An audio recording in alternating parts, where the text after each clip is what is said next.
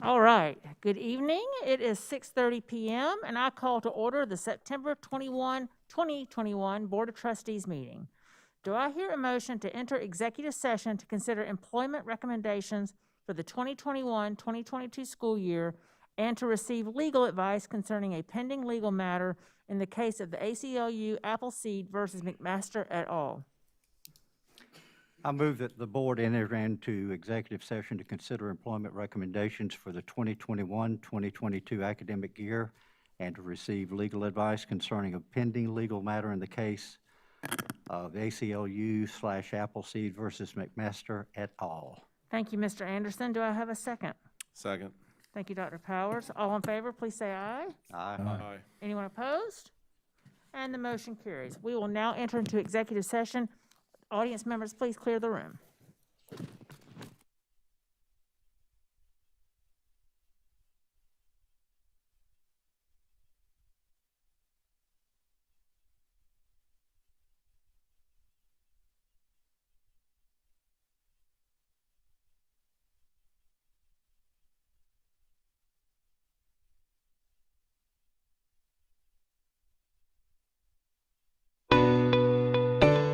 Hello, Lexington District 1 students, staff, and families.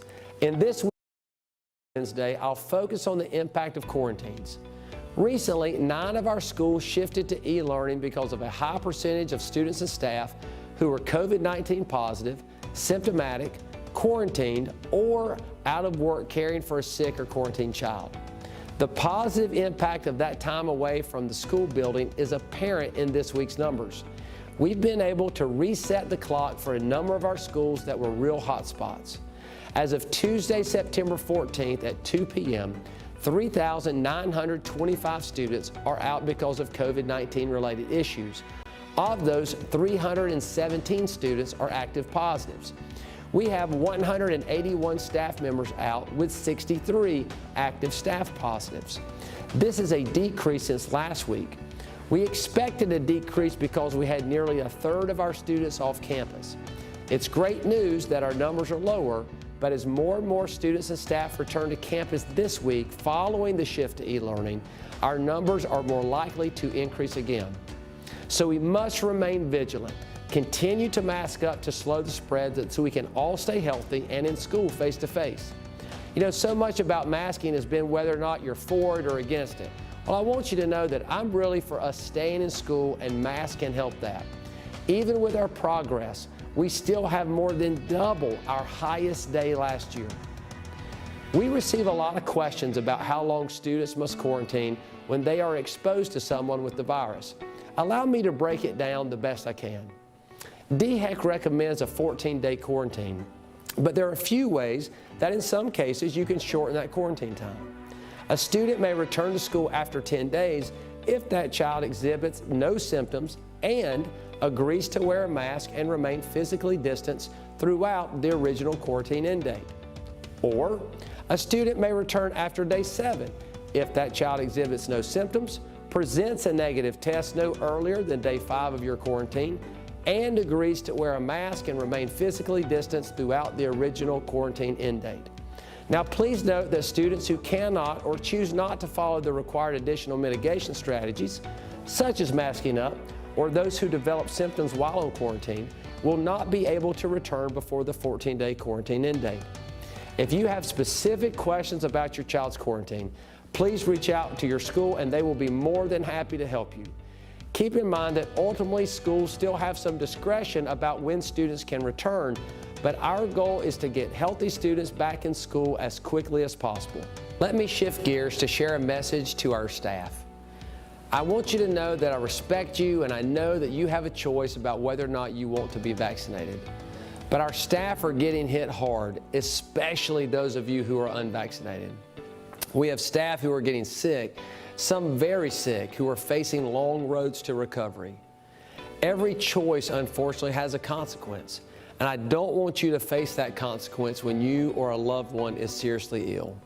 I beg you to speak to your physician today about the vaccine. I care about you and I want you and your family to stay healthy. Of the 6 employees who were hospitalized last week, I'm glad to share that 3 are now out of the hospital. But of course, that news is tempered by the fact that we've had an employee who's lost a spouse and a student who's lost a parent to COVID-19 recently. We continue to send our thoughts and prayers to all of our impacted families. I end today by saying thank you. Thank you to our amazing staff, our families, our students, and of course our community. Despite the struggles facing us, we continue to move onward as one.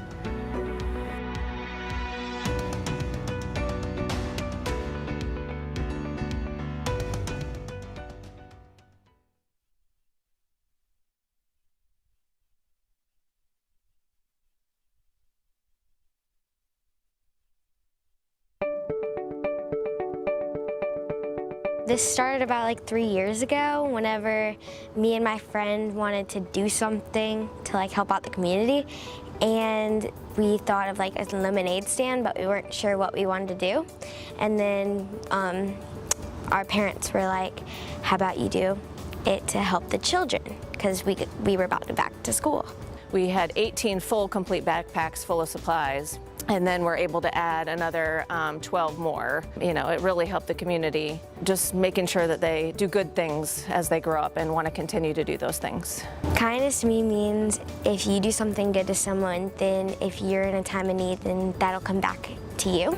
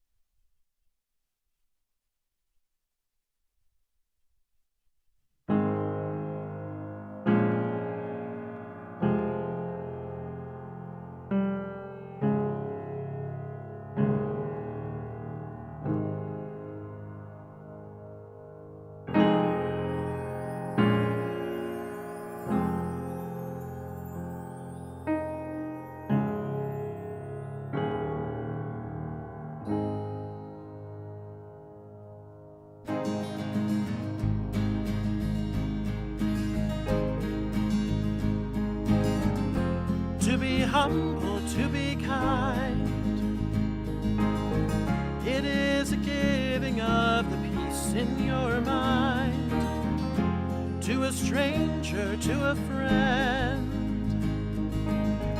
to give in such a way that has no end. We are love, we are one, we are how we treat each other when the day is done. We are peace, we are war, we are how we treat each other and nothing more. Tell me what it is that you see, a world that's full of endless possibilities. And heroes don't look like they used to, they look like you do.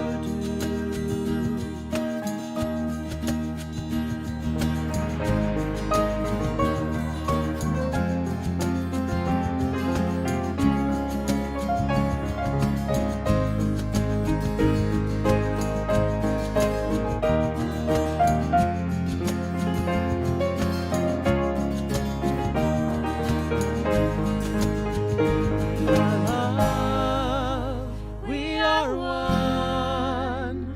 We are how we treat each other when the day's done.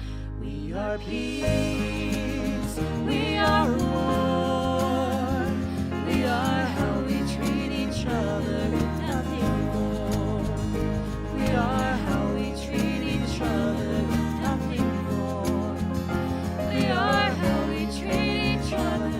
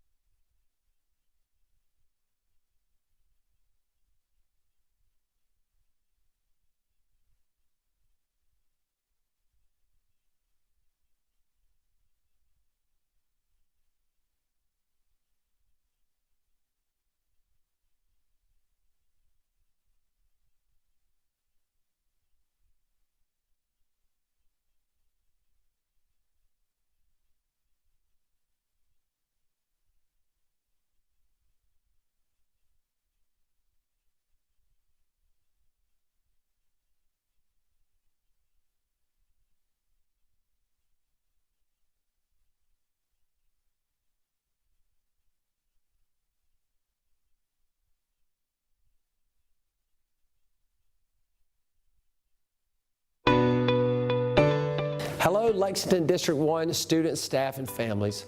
In this week's Where We Stand Wednesday, I'll focus on the impact of quarantines. Recently, 9 of our schools shifted to e-learning because of a high percentage of students and staff who were COVID-19 positive, symptomatic, quarantined, or out of work caring for a sick or quarantined child. The positive impact of that time away from the school building is apparent in this week's numbers. We've been able to reset the clock for a number of our schools that were real hotspots. As of Tuesday, September 14th at 2 p.m., 3,925 students are out because of COVID-19 related issues. Of those, 317 students are active positives. We have 181 staff members out with 63 active staff positives. This is a decrease since last week. We expected a decrease because we had nearly a third of our students off campus. It's great news that our numbers are lower, but as more and more students and staff return to campus this week following the shift to e-learning, our numbers are more likely to increase again. So we must remain vigilant. Continue to mask up to slow the spread so we can all stay healthy and in school face to face. You know, so much about masking has been whether or not you're for it or against it. Well, I want you to know that I'm really for us staying in school, and masks can help that. Even with our progress, we still have more than double our highest day last year. We receive a lot of questions about how long students must quarantine when they are exposed to someone with the virus. Allow me to break it down the best I can. DHEC recommends a 14-day quarantine, but there are a few ways that in some cases you can shorten that quarantine time. A student may return to school after 10 days if that child exhibits no symptoms and agrees to wear a mask and remain physically distanced throughout the original quarantine end date. Or a student may return after day 7 if that child exhibits no symptoms, presents a negative test no earlier than day 5 of your quarantine, and agrees to wear a mask and remain physically distanced throughout the original quarantine end date. Now, please note that students who cannot or choose not to follow the required additional mitigation strategies, such as masking up, or those who develop symptoms while on quarantine, will not be able to return before the 14-day quarantine end date. If you have specific questions about your child's quarantine, please reach out to your school and they will be more than happy to help you. Keep in mind that ultimately schools still have some discretion about when students can return, but our goal is to get healthy students back in school as quickly as possible. Let me shift gears to share a message to our staff. I want you to know that I respect you and I know that you have a choice about whether or not you want to be vaccinated. But our staff are getting hit hard, especially those of you who are unvaccinated. We have staff who are getting sick, some very sick, who are facing long roads to recovery. Every choice, unfortunately, has a consequence, and I don't want you to face that consequence when you or a loved one is seriously ill. I beg you to speak to your physician today about the vaccine. I care about you, and I want you and your family to stay healthy. Of the 6 employees who were hospitalized last week, I'm glad to share that 3 are now out of the hospital. But of course, that news is tempered by the fact that we've had an employee who's lost a spouse and a student who's lost a parent to COVID-19 recently. We continue to send our thoughts and prayers to all of our impacted families. I end today by saying thank you. Thank you to our amazing staff, our families, our students, and of course our community. Despite the struggles facing us, we continue to move onward as one.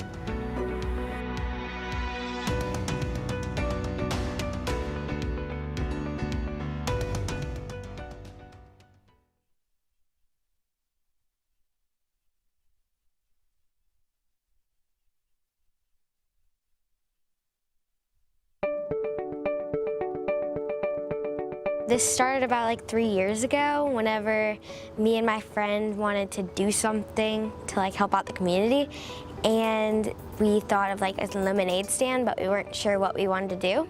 And then our parents were like, how about you do it to help the children, because we were about to back to school. We had 18 full complete backpacks full of supplies, and then we're able to add another 12 more. You know, it really helped the community, just making sure that they do good things as they grow up and want to continue to do those things. Kindness to me means if you do something good to someone, then if you're in a time of need, then that'll come back to you.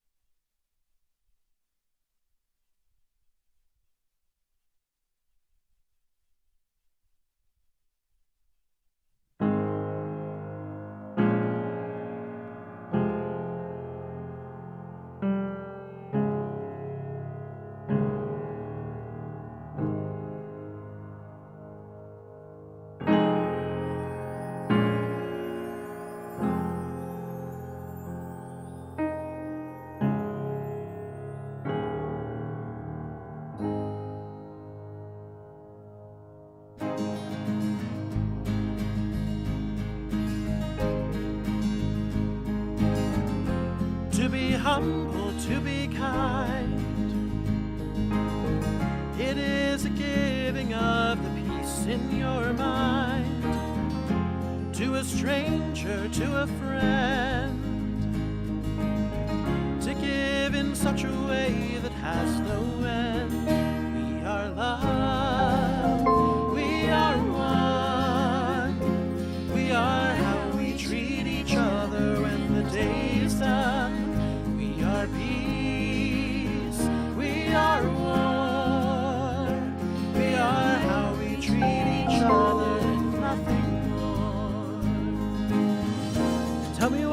is that you see a world that's full of endless possibilities. The heroes don't look like they used to, they look like you do.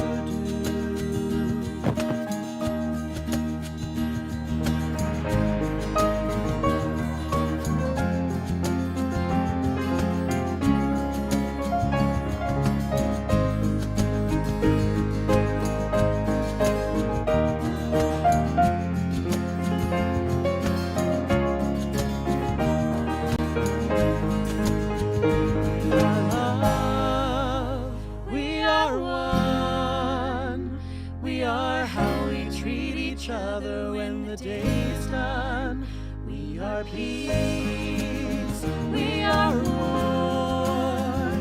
We are how we treat each other and nothing more. We are how we treat each other and nothing more. We are how we treat each other.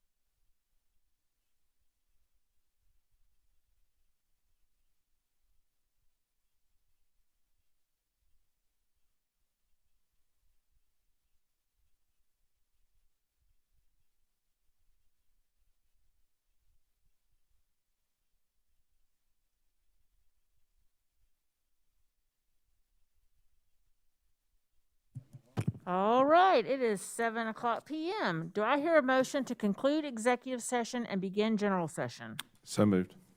Thank you, Dr. Powers. Do I have a second? Thank you, Ms. Henson. All in favor, please say aye. Aye. Anyone opposed? And the motion carries.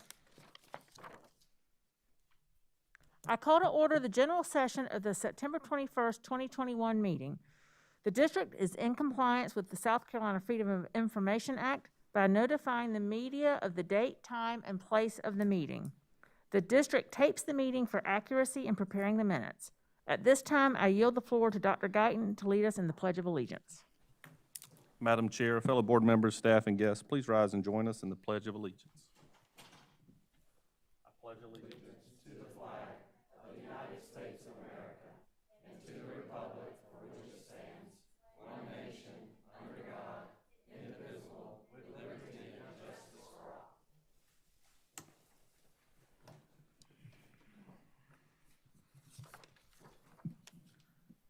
Do I hear a motion to approve the agenda as presented?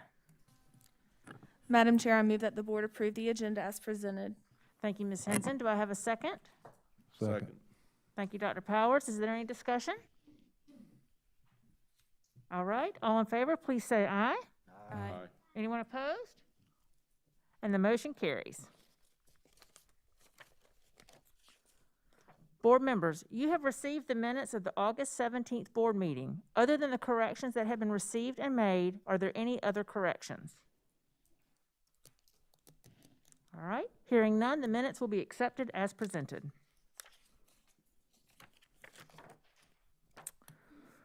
Do I hear a motion to approve 2 certified recommendations for the 2021-2022 school year? Madam Chair, I move that the board approve 2 certified recommendations for 2021-2022 school year. Thank you, Mr. Oswald. Do I have a second? Second. Thank you, Dr. Powers. Is there any discussion? No? All right. All in favor, please say aye. Aye. Anyone opposed? And the motion carries. Do I hear a motion to approve 1 administrative recommendation for the 2021-2022 school year? Madam Chair, I move that the board approve one administrative recommendation for the 2021-2022 school year. Thank you, Mr. Oswald. Do I have a second? Second. Thank you, Dr. Powers. Is there any discussion? All right. All in favor, please say aye. Aye. Anyone opposed? And the motion carries. Do I hear a motion for the board to accept the newly hired support staff report as presented by administration? Madam Chair, I move that the board accept the newly hired support staff report as presented by the administration. Thank you, Mr. Oswald. Do I have a second? Second. Thank you, Dr. Powers. Is there any discussion? All right. All in favor, please say aye. Aye. Anyone opposed? And the motion carries. During executive session, we received legal advice in the case of the ACLU Appleseed versus McMaster et al., in which Lexington 1 is named as a defendant. This is for informational purposes only, and no action is required at this time. All right, at this time, we're on item 8.0, and I'm going to turn it over to Dr. Little to introduce our special presentation. Thank you, Madam Chair. It is my pleasure tonight to have Dr. Shane Phillips, the Accountability and Assessment Director, as well as Nurse Amy Wood, our Nursing Director, the District Nursing Director. Going to talk to us a little bit about the survey results, as well as kind of COVID impact by the numbers, I think is one of the things they're going to talk about. Okay, Madam Chair, members of the board, and Dr. Little, tonight Nurse Amy Wood and I will be discussing the impact of COVID-19 on the district, as well as the results of a survey of our district's households and staff regarding the use of masks in our schools and offices. Oh, Josh. It is?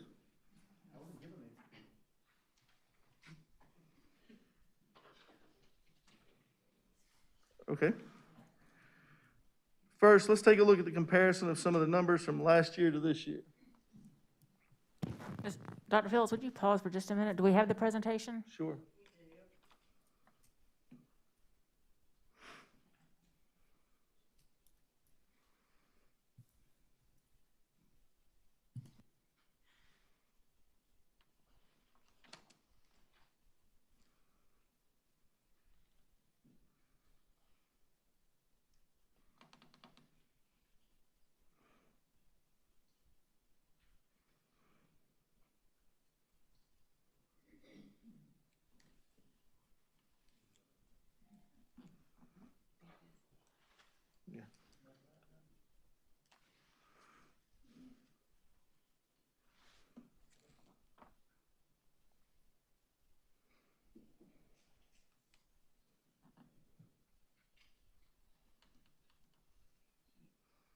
You can go on the second one, Josh.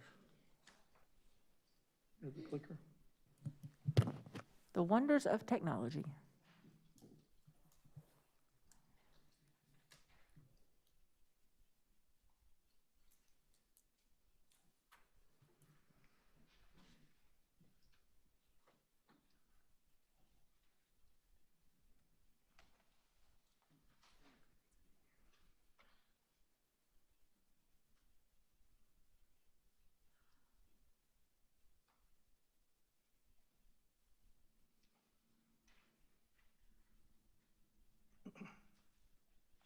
Thanks, sir.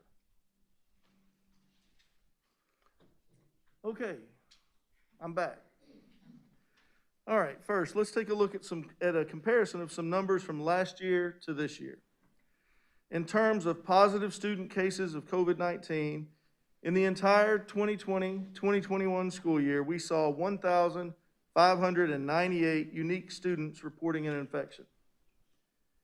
This year, as of September 17th, that's day 23, we have already seen 1,940 cases.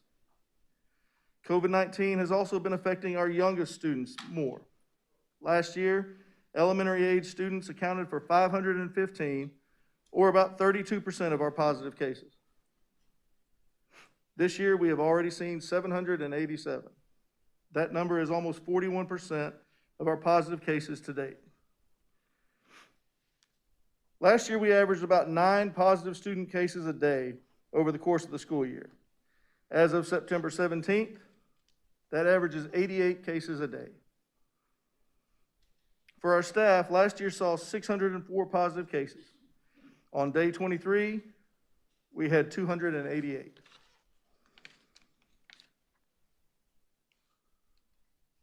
So far this year, our highest number of COVID-related absences among employees has been 304 employees in a single day.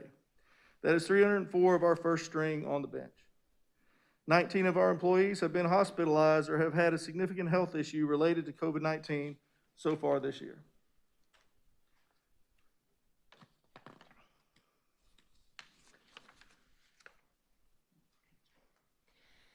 So one thing that we really want to focus on is that last year, it took quite a while for us to see any evidence of in-school spread. And although we did see a small amount, by and large, that was not something that we were seeing in our schools. It took us until December of last school year for us to have to quarantine our first classroom due to an outbreak. And an outbreak is considered 3 or more positives in a class within 14 days. And so we had about a dozen of those all school year last year, with the first one coming in December. This year, we quarantined our first classroom due to an outbreak on day 7 of school. That means at least 3 students in that class came to school, became symptomatic, went home, and tested positive all within the first 7 days of school. We have had over 140 now. That 140 was as of September 17th. 140 classrooms that have had to be quarantined because of an outbreak. Last year, something that we didn't see was students transmitting potentially to adults. It was the other way around. We had adults, and if they were in the classrooms, they were transmitting it to the students if we had any in-school spread. This year, we are seeing kind of the opposite. We can see the numbers in our students go up, and then within 2 weeks, we can see an increase in numbers at that school in the staff as well. Our student quarantines, the ones that have turned positive so far this year, is at 7.1%. So 7% of the students that we quarantine become positive during that quarantine time. The peak number of students out in a single day so far this year was 6,150 face-to-face students who were not in the building, and that's almost a quarter of our student population. So many of you have probably seen this, which is the Swiss cheese model to mitigating respiratory viruses. And what this represents is that there is not one single intervention that will prevent spread. It is a combination of things that will prevent spread. So as you can see, we start on one end with physical distance. That has been limited this year. We are not able to distance like we would want to. We have more students this year in person. Part of that is due to the limitations of how many we can have in the Lula program. Masks, that is only, that's only as good as the people who are wearing masks. So that is universal mask use. That's not happening, so we really don't have that. We do still have hand hygiene and cough etiquette that we teach our students and staff. And then you go down a little bit, you see if crowded, limit your time. Our schools are considered congregate settings. That means a large number of people come together in one area for a lengthy time. And we can't limit that, so we can't use that as a mitigation strategy. Ventilation, outdoors, air filtration. So our schools, whenever possible, are utilizing outdoor spaces. But today was a good day to prove that that's not always reliable. And then we move over to quarantine and isolation and vaccines. We do have a number of students that are receiving the COVID vaccine. And as we see that number increase, we will see, a benefit to that. Quarantine and isolation is probably, out of all of those, the one thing that we are doing pretty much by the book, and as it was intended. And so when you've got all of those pieces that are not able to be utilized, once we get to the point where things are overwhelming the ability to quarantine and isolate, the one thing that we have left in our bag to use is shifting schools to e-learning.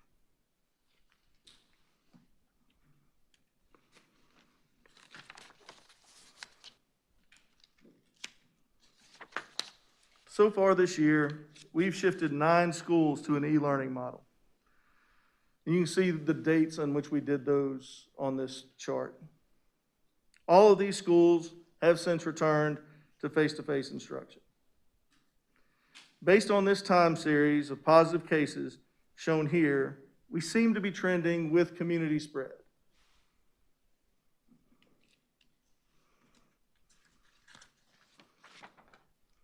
While we don't really know the ultimate impact of e-learning and these shifts for schools, as the spread in the community and schools rises, shifting the schools that are hit the hardest to a virtual model allows us to reset the clock a bit, allows these schools to recover students and then return to face-to-face instruction.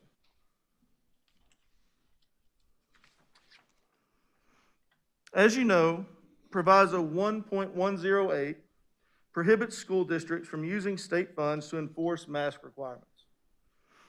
The district wanted to take a pulse of how our households and employees in Lexington 1 felt about the use of masks in our schools and offices. To do this, our office was asked to conduct a short survey. This survey consisted of a single question that asked respondents which statement they agreed with the most. First, the Lexington 1 Board of Trustees should consider temporarily requiring masks in times of high community spread as designated by DHEC in order to maximize face-to-face learning, or masks should remain optional in Lexington District 1 schools, and the Lexington District 1 Board of Trustees should not consider temporarily requiring masks regardless of circumstances. We wanted to make sure that the results of this survey allowed for valid inferences about the views of our households and employees, so we took steps to that end. We used a survey system from K-12 Insight to create and distribute the survey. This allowed us to distribute the survey as single-use links in order to avoid the submission of multiple responses by individuals that we have seen in the past. The survey was translated into Chinese and Spanish, and users could select the language of choice when they opened the link. For the parent survey, we used the primary contact in PowerSchool for the invitation. This helped to ensure that in the vast majority of cases, we received only one response per household. This made the responses more equally weighted than if we had done a per parent or per child survey. For example, we felt that if a family with a single parent deserved the same amount of voice on this issue as a family, for example, with 2 parents and a step-parent. Similarly, we felt that families with a single child deserve the same weight as a family of multiple children. Invitations were sent out to all employees at their district email addresses. We did encounter an issue, mainly with Yahoo and AOL email addresses, where there were substantial delays in delivery of the invitations. To be clear, this appears to be an issue with certain services like Yahoo and AOL, and possibly some others who, by design, throttle back delivery after a certain amount of emails from a single sender. We worked around this using an in-house solution where we sent a reminder email through our school messenger system to those email addresses that had not responded. So a big shout out to our IT and communications for making that happen. At the close of the survey on Sunday evening, we had received responses from almost 75% of primary parent contacts and 81% of employees.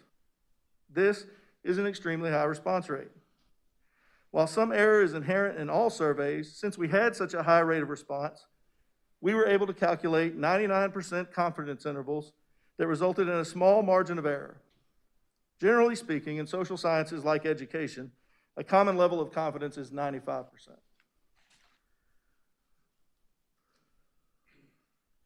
Here are the results of the parent survey. As you can see here, almost 70% of our households represented by primary contact responded in favor of the board considering a mask requirement in times of high spread. With about a 1% margin of error, we can be 99% confident that these results in the sampling frame of 17,509 households would fall somewhere between 68.8% and 70.8%. The staff survey results were similar to that of parents. About 69% of employees responded in favor of the board considering a mask requirement in times of high spread. With 99% confidence, we can estimate the actual percent of households in favor in the sampling frame is somewhere between 67% and 71%. At this time, I'd be happy to answer any questions.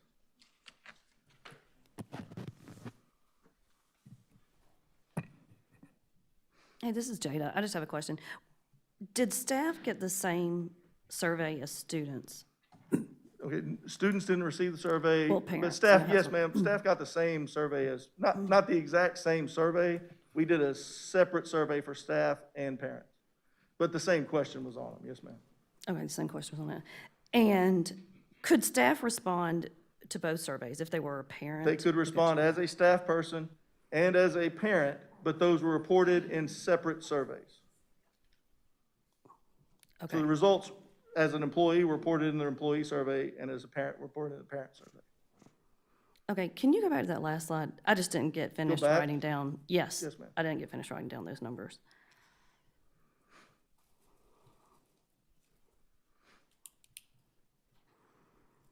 Thank you. Yes, ma'am.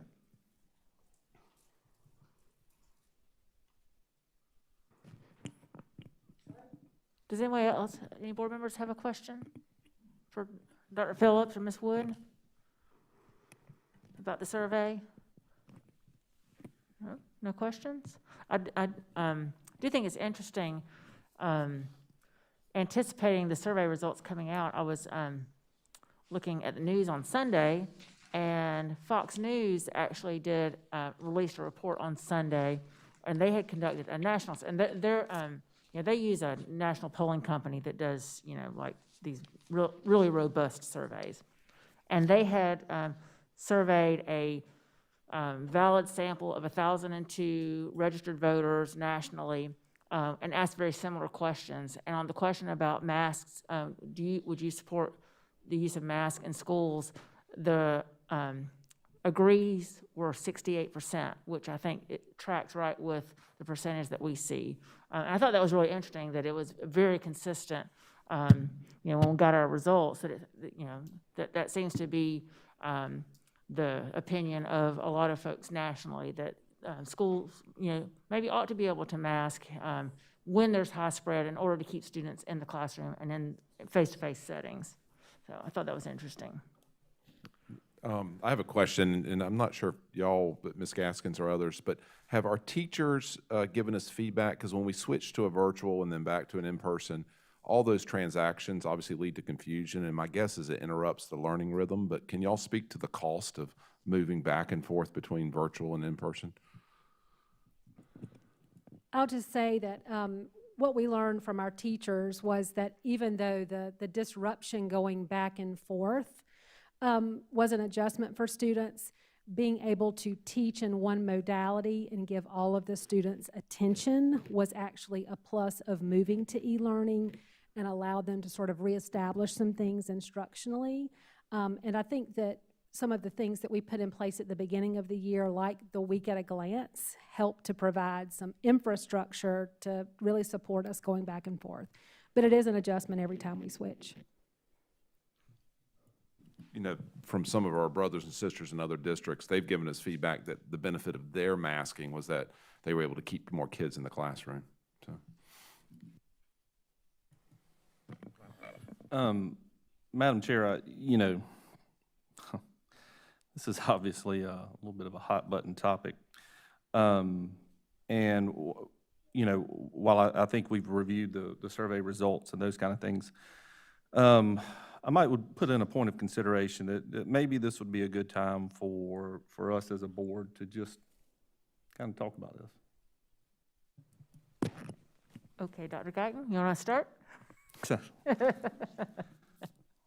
think didn't that's a great necessarily idea. volunteer, but, When you have a great idea. yeah, I guess I was voluntold.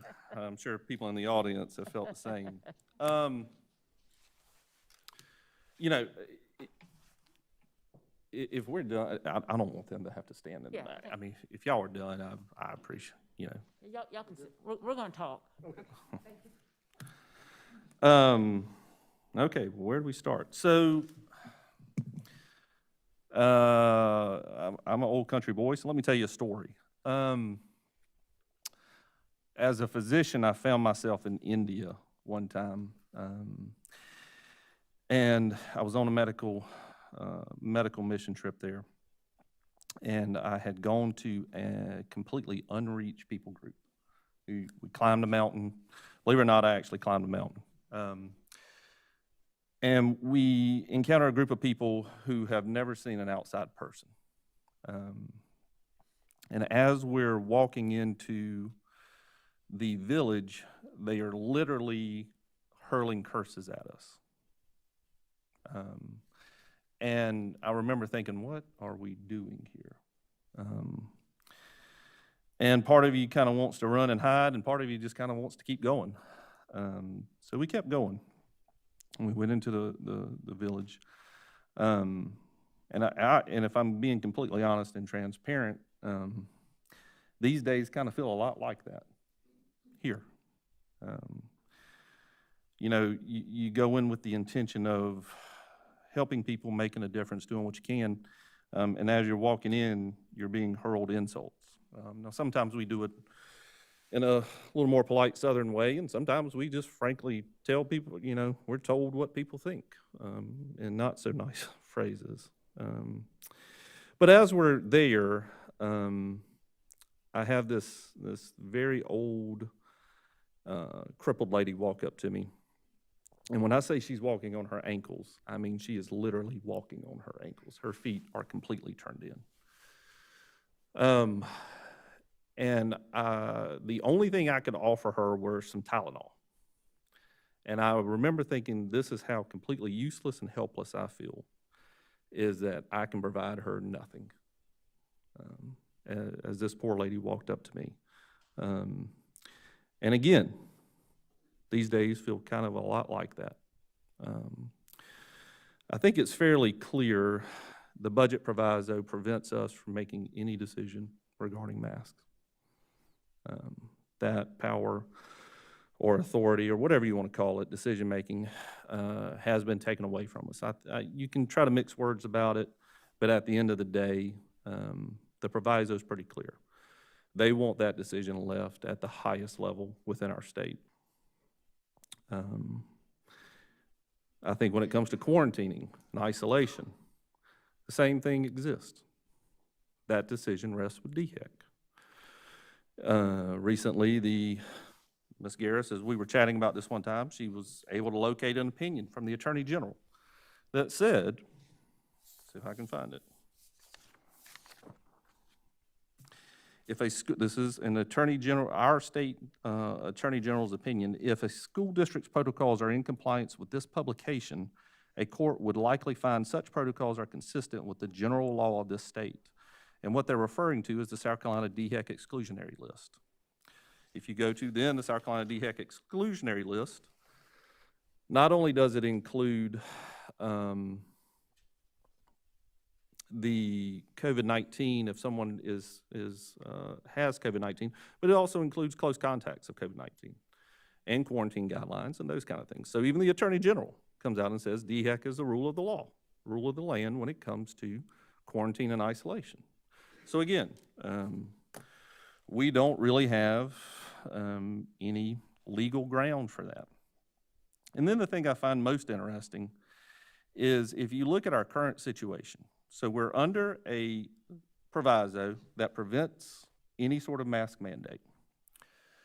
We have DHEC as local health guidance providing us with health guidance that you should be masking indoors, vaccinated or unvaccinated. Then we have the COVID immunity bill, which says if you're following local health guidance, you can't be sued. for anything associated with COVID-19.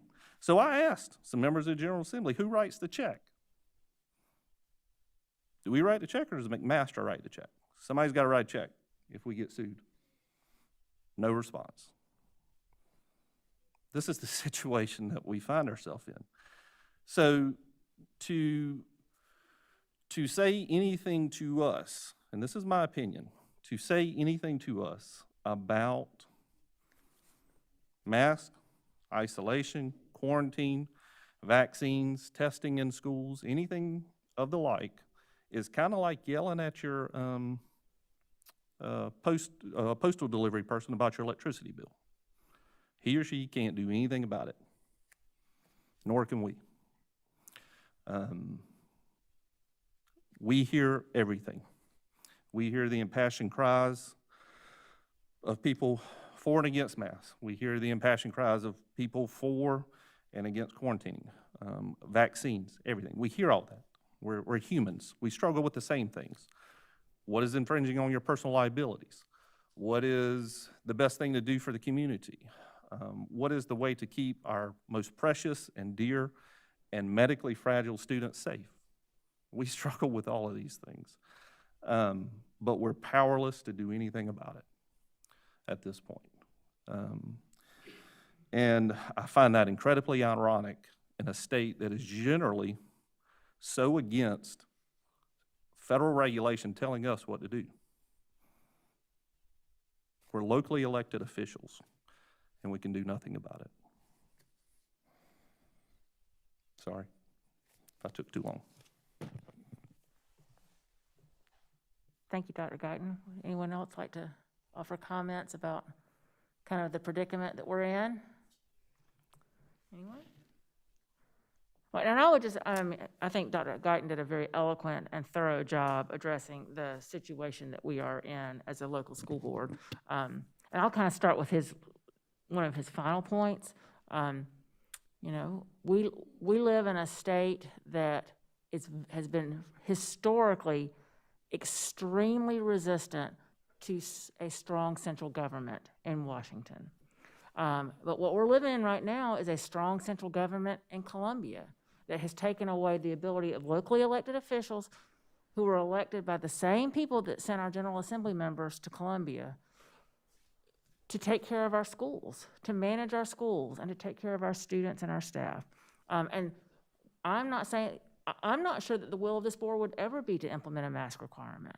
But we can, if we have a situation in November or December where one of these other variants comes down the pike and it's worse than the Delta variant, we don't have any tools available to us to keep our students safe. And I don't think that is consistent with how local government is supposed to work. We're able to meet with 24 hours notice.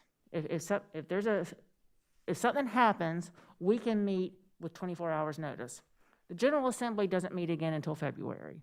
And so if something catastrophic happens with COVID in the next 3 months, something that none of us anticipated. None of us anticipated any of this 2 years ago. I mean, this has been the craziest year and a half any of us will probably ever deal with. But the General Assembly, they're not nimble, they're not flexible. They have a schedule. They'll come back in February and take up, what's on their agenda.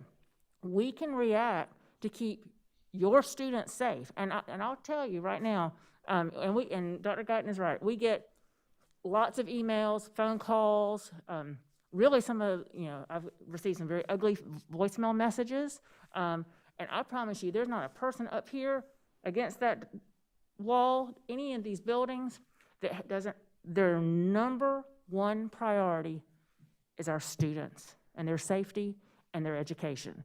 Nobody is trying to take away your freedom. Nobody is trying to tell you what to do. We're not tyrants. We're here because we love students and we love our schools and we want them to be the best and we want them to be safe. And we're really just trying to figure this out as we go along. And I'll tell you, we are not voting on a mask requirement tonight. That is not something that's under consideration. We're not going to do that because the other thing that we do in Lexington 1 is our job is to grow future citizens. Every one of our students is going to be a future citizen one day. And a good citizen follows the rules. Even when you don't like the rules, you follow the rules. And then you get to a position where you get to make the rules. And so we're modeling for our students that we've been given rules that we're going to follow. And we've been told that we can't do a mask requirement, and so we're not going to do one. But we are going to talk about tonight asking the General Assembly to give us back the authority that really it belongs to us. And you can disagree with that, and that's what this forum is for. But I just want to assure you that we are all committed to doing the right thing for students. That is the number one goal.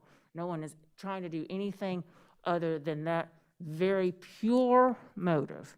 And so that's my comments. Would anyone else like to speak? I was just going to say, this survey going out, I think, further divided the community, seeing as how we can't implement a mask mandate.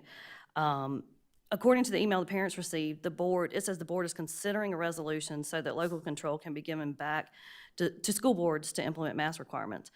However, this board has never voted on masks or anything related to COVID. And people were shocked last time they showed up here during citizens' participation, and I had to tell them that. But we keep leading them to believe that. There's nothing in this resolution or the survey that says control will be given to the school board. In fact, the information provided to the board says the attached resolution urges the General Assembly to repeal Proviso 1.108, thus putting control back in the hands of the district to make temporary decisions. So, I mean, I'm not so sure why we sent out a survey and just basically caused chaos if there's nothing we can essentially do about this.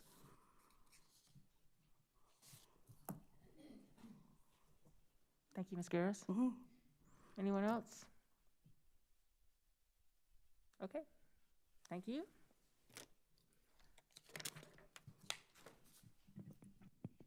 Dr. Little, would you like to address before we move on? Well, I will say, one of the things, cautiously optimistic, just again, that'll be part of my Wednesday message tomorrow. Good news is the last 2 weeks, our numbers seem to be trending back in a better direction than they have been, which is, again, we think about kind of the struggle that we've been through throughout the course of the year. I think it's at least a good sign that something positive like that is happening. So that's a good part. We're certainly tracking those numbers very carefully and hopeful that will continue. Certainly, two questions that we still have, I think, as we move forward, and I don't know that, if we had that kind of crystal ball, maybe we would, go to Las Vegas or buy a lottery ticket or do something like that. But we're still wondering about where the level is over the course of time that will settle into our COVID-19 infection. So what we saw at the beginning of the year was a huge spike in numbers that really dwarfed last year's numbers by a lot. I mean, you saw already 1,940 positive cases as of Friday. I think as of this morning, it was like 1983, somewhere in that ballpark. And then you look at that huge spike. MUSC kind of talked about us being in the throes of the peak sometime about a week or so ago, and it does appear we're on the backside of that mountain. The question is, how long will it take us to get back to those hopefully May and June numbers, which is what we're really hopeful for, or June and early July numbers. So those are big question marks, and of course, then the other question from a school perspective is there going to be another wave or another round? The two doctors, I would certainly yield to your expertise on those things. But, we fall, I think this is wave number 3 or whatever we're counting. I'm not sure what that ultimately looks like. But again, so we're still kind of monitoring where we are on the way down. Our current numbers are still higher than our peak last year. I think, our peak last year was January 13th, and our current numbers continue to be higher than that number. But you saw from Dr. Phillips's graph, at one point already we had 700, I think the graph went up to 711 or so active positive student cases. Additionally, I would like to add, and I'd be remiss if I didn't say it, one thing we've seen this year that we did not see last year, something that Nurse Wood talked about, is what appeared to be infections to adults from kids. There was a number of cases where high rates of positive student cases were soon followed by unvaccinated adults being positive, and that actually has resulted in some pretty serious illnesses and some pretty serious hospitalizations. So that's something that was very different, primarily because last year we saw a much less rate of elementary school students being infected. And again, I think today a member of South Carolina Academy of Pediatrics talked about it was more of an adult-to-child infection experience. And Dr. Cotton, you've actually talked a little bit about that. You call it a downward transmission, where an adult then gave it to a child. But then this time what we're seeing is more of an upward transmission where children are giving it to adults. And so we've seen that a number of times. And unfortunately, we've had situations where a spouse of one of our employees has passed away, and then a number of our at least 2 examples of parents of our students have passed away. So, there's been a lot of that was different than last year, I think, overall, especially in terms of quantity and the amount. And that's just kind of where we stand, I think, in terms of the overall impact and where we are over the first, again, I think yesterday was day 25 or today's day 25 of school, as compared, really, you could take the first 25 days of school this year and apply them to all of last year, and the first 25 days this year actually dwarfs it in lots of comparisons that you saw from Dr. Phillips. So that's kind of where we are in terms of by the numbers. And again, 2 major questions that we still have to go. How long will it take for us to get down the mountain? And then will there be another wave coming at some time in the future? That we certainly don't know of, and because I wouldn't have known in May or June that we'd be sitting here in August. That August would have started another wave. So just some of the points of context of where those numbers are. Dr. Lloyd, would you kind of agree that our general philosophy is one in which we try to minimize the least amount of impact possible regarding it? I think historically we would see, just by the simple fact of the schools that themselves were shifted to a virtual learning model as opposed to an entire district or a classroom instead of an entire grade. I mean, that's generally the philosophy of Lexington One. Am I correct? Yes, sir. We have gotten, I think, better and better about how to address COVID issues in our schools. Certainly last year when we first started this whole thing, it was really about these major shifts, we would start with the whole district in a hybrid model. I think what you're seeing this year is a much more boutique approach. So for example, I was jotting down some numbers a moment ago. We had 9 schools that really hit some pretty hot spot kind of areas. And when we look at those schools now, their numbers are vastly improved at this point, which is tremendously exciting on our end. Just to give you an example, Gilbert Elementary School, which was probably our hardest hit school overall, without, I think at one point, they were over 50 active student positive cases of in a school of 750 kids, somewhere in that ballpark. You'll have to excuse the kind of estimation, but somewhere in there. Gilbert Elementary School was probably our hardest hit at that time, and currently they have 2 cases. So the virtual shifts seem to allow that to run its course, bring them back, get them back in school. And I think our number one priority, and Ms. Gaskins is sitting back there, and one thing that I'm incredibly proud of our teachers, I'm incredibly proud of the amount of work that has gone into virtual learning. I'm incredibly proud of the amount of work that is taking place to keep kids connected in schools, even when maybe they're not feeling well, but they can still do some schoolwork, those kinds of things. While we are thrilled about that work and her leadership in that work and Dr. Rivers' leadership in that work, our priority still remains face-to-face instruction. And so because we've been able to identify really the hot spots, because while Gilbert Elementary School was hit really, really hard, there were other schools that weren't hit nearly as hard as that one. And so we didn't find it necessary to try and shift everybody's instructional model because there was a real hot spot at one particular school. And again, those schools have bounced back really nicely. You know, Centerville, which was certainly the first school that we shifted to a virtual environment, you know, they currently sit at 4 student positive. So it appears, at least from a now correlation is not necessarily causation. I don't know if Dr. Phillips is still here. He's going to be proud of me for using some statistical knowledge on that. We are happy that the fact that those now cases are way, way, way down.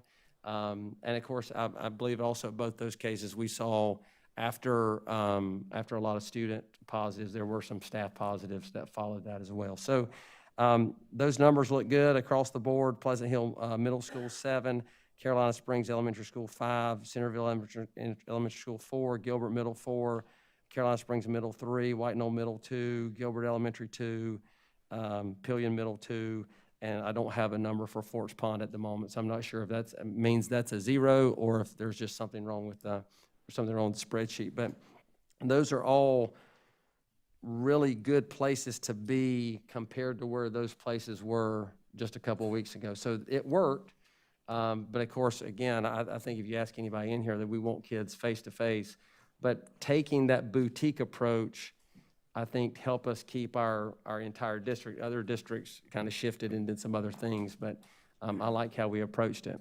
And I think in that same vein, as we continue down this path, and you and I have kind of spoken about this, we have to learn to live with COVID, if that makes sense. This is not something that we're going to vaccinate away like smallpox, okay? There's going to be life with COVID moving forward.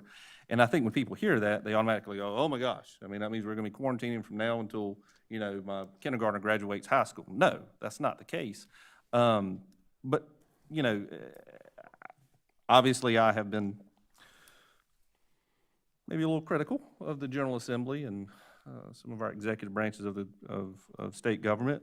But I also am one who also believes that we should help the cause as well. And so I think the challenge to us at Lexington 1 is to basically lay the same challenge out to South Carolina Department of Education, to Department of Health and Environmental Control, and to the governor's office of let's all work together to come up with common sense approaches on how to develop life with COVID as we move forward. And I think ultimately that's what every parent wants. Regardless of where you sit on any side of any hot button topic, that's the desire. And so I think that's the challenge before us, and the challenge I would put to ourselves as well as to those other entities is let's work together to figure this out and try to figure out life with COVID as we move forward. But I do think we need to be clear. Last year, our schools were safer than our community because of all the mitigation strategies. This year, we just heard there is spread in the schools. So there is a educational cost to that, and then there is a loss of life cost to that. Sure, absolutely. I mean, our community is sicker because we couldn't mitigate the spread like we could last year. Yeah, I would absolutely agree that the mitigation strategies that the toolbox we had was bigger, and I think the results that we saw were better. And so I think as we find ourselves in different spots along the COVID map, we have to figure out a way to maneuver, and when we're so tightly constrained that we can't maneuver in any which direction, we're going to have widespread educational impact, which is what we've seen.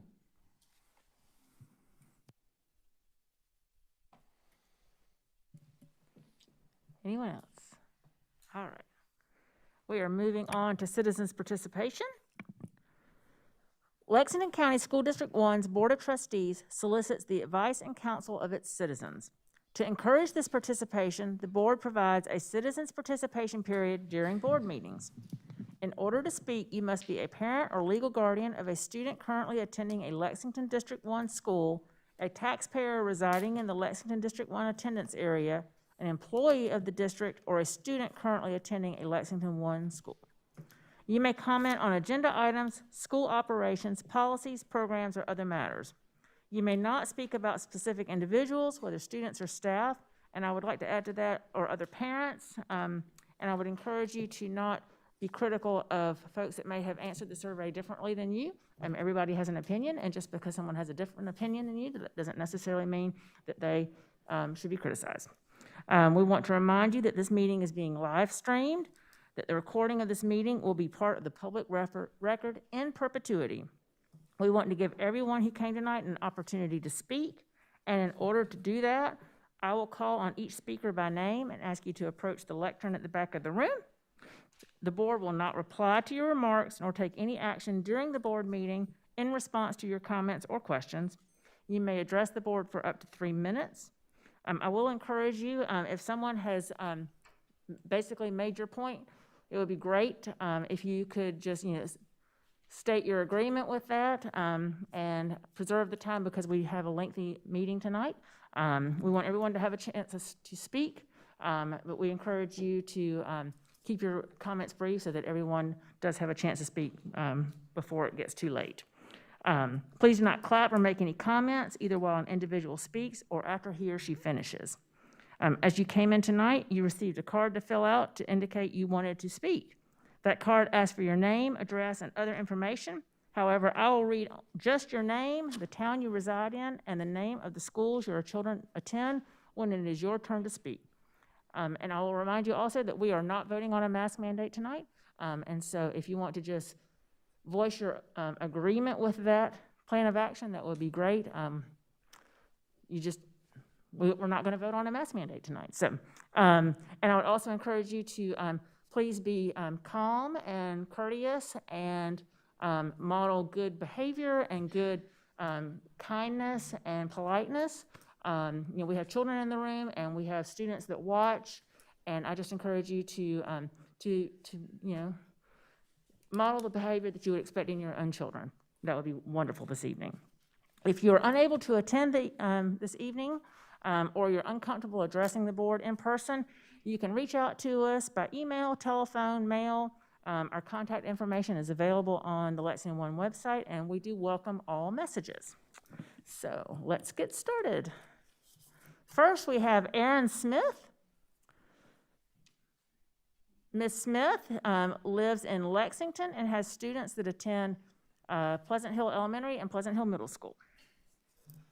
Well, let me first say, Dr. Little, Madam Chair, rest of the board members, I know what you do is a completely thankless job, especially right now.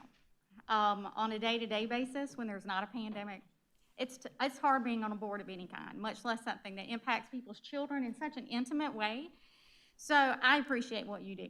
And I think it's unfortunate that you individually and collectively have received such negative feedback.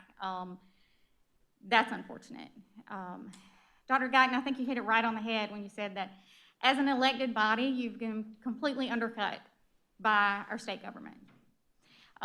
We as a community have now lost the ability to provide adequate care and support for the education of the 28,000 children in Lexington County. That's unfortunate. Nurse Wood, I really thought that your illustration of the toolbox of mitigating tools that we have that unfortunately are not being used in the schools themselves, and sadly the community as a whole is not using these tools. So let me start with that to say thank you. My children, and nobody expected whenever March of 2020, when Henry McMaster closed schools down, when there were 200 diagnosed cases in South Carolina, that we would be 18 months later having 50,000 people of Lexington County have been diagnosed. 622 people of Lexington County have died of COVID-19. That's not just a number, those are families, those are people. So those one people impact all of those around them. I feel that we as a community have a responsibility and a fiduciary duty to protect the health, wellness, mental health, and education of the children that we serve. That is why we as a community have elected you to to this position. Now, I didn't know that we're not going to vote on mask mandate, no matter what my personal opinion is. Like Dr. Guyton says, that ability has been taken away from you as our community leaders.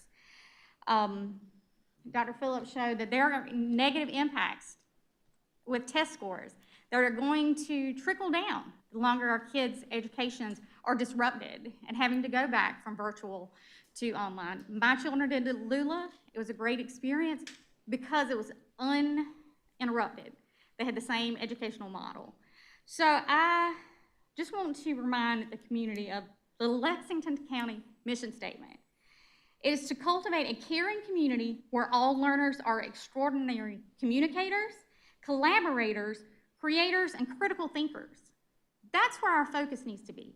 We need to teach our kids to take that science that they're never going to use, to take that home and in the community and execute it. Be that critical thinker. Use those skills, those tools that are available to them, and not politicize public health over our community's well-being. Thank you. Thank you, Ms. Smith. Next, we have Ms. Jennifer Watkins Jeffcoat. Ms. Jeffcoat lives in Lexington and has students at Deerfield Elementary and Carolina Springs Middle. Good evening. We were here last year advocating for our children, and now here we are back again. Have we not learned anything? As a community, we have not made any strides in realizing and meeting the needs of our children. We are right back to the no science mask mandates and the idea that virtual learning is just as effective as in-person learning. Well, let me tell you. A study out of Brown University has determined that children are experiencing a decline in their IQ and have a 22% lower IQ due to lack of stimulation and environmental influences. 22%. This study stated that children are inherently shaped by their environment and that masks worn in public settings and in school or daycare settings impact a range of developmental and learning skills. Even the mainstream news reported a couple weeks ago the significant decrease in our state education report card, where Molly Spearman said she wasn't surprised. Well, I'm not surprised either. Education has taken a backseat to all other agendas. Excuse me. Are you happy with our children being 22% less intelligent, as South Carolina already ranks 48th in the quality of education? We are currently one of the least educated states in the country. And let's continue to trend backwards. I always thought that Lexington School District 1 was the district to be in. So why wouldn't we want to be the gold standard? Instead, we get the videos gloating about the numbers, where contact tracing has merely become a witch hunt to increase the numbers. The contact tracing has our teachers spending more time and energy on following the children's mannerisms and socializations than actually teaching them. How can the teachers possibly teach our children when they have to follow this? My healthy child was sent home to quarantine due to an alleged close contact and then could not return to school because the school closed. In contrast, my youngest child has been in school this entire time with no mask and has benefited from receiving an actual education. His school, Deerfield, has one of the lowest transmissions of any other school. The CDC even conducted a study in May 2021 regarding masks and found in 90,000 elementary students, there was no statistical significant difference in rates of COVID transmission in schools that required masks and those that were optional. We have now entered cold and flu season, which happens every single year. Children have always historically gotten colds and the flu until last year. Why are we so afraid of to allow our children's own God-given immune system to handle the germs? You must get rid of this notion that masks do anything and know that our bodies were created to protect and heal. Children are resilient and recover quickly. However, the toll that the isolation and lack of social interaction had on our children last year was devastating. Childhood suicides, abuse, gang-related violence, and sex trafficking had seen an all-time high. We don't want to repeat this. The numbers are going down, so why are we trying so hard to change things now unless the concern is not about our children or masks, but merely about control? Thank you, Ms. Jeffcoat. Next, we have Brent Shannon Jeffcoat. He lives in Lexington, and his students attend Deerfield and Carolina Springs Middle. Okay, guys, you threw us a bit of a curveball with everything that you said. We came here to fight against the mask mandate. It sounds like that's not going to happen, but I will say that the mitigations that we're looking at, I mean, we're admitting it. It's Swiss cheese. They don't work. It's an illusion of control, guys. It really is. Okay, we're following the community spread numbers, and that's for a reason. It's because that's how an endemic virus works, right? I mean, that's how it works. Okay, I got to go through some numbers here real quick. I went through some statistics last time. I think I lost a lot of people, but our kids are not really impacted by the virus itself. There's still no deaths in Lexington County for any child under the age of 20 throughout the duration of this pandemic. Real quick, I'm going to round the numbers. This is U.S. national averages, okay? 1 in 300,000 chance that a kid gets COVID and dies from it. 1 in 150,000 chance that a kid gets the flu and dies from it. That's twice, right? 1 in 90,000 drowning. 1 in 55,000 car accidents. Where's the mitigations for all those other things? We've lost focus. We've shifted all our effort into COVID, and it's not impacting our children. It impacts the elderly, sure, but there are mitigations that we know work. Preventative treatment, prophylactics, right? Protected. We should protect the elderly, not ruin our child's education, right?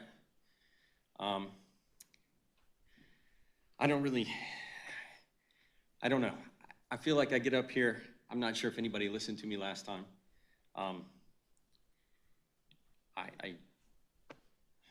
It feels like a wasted breath, right?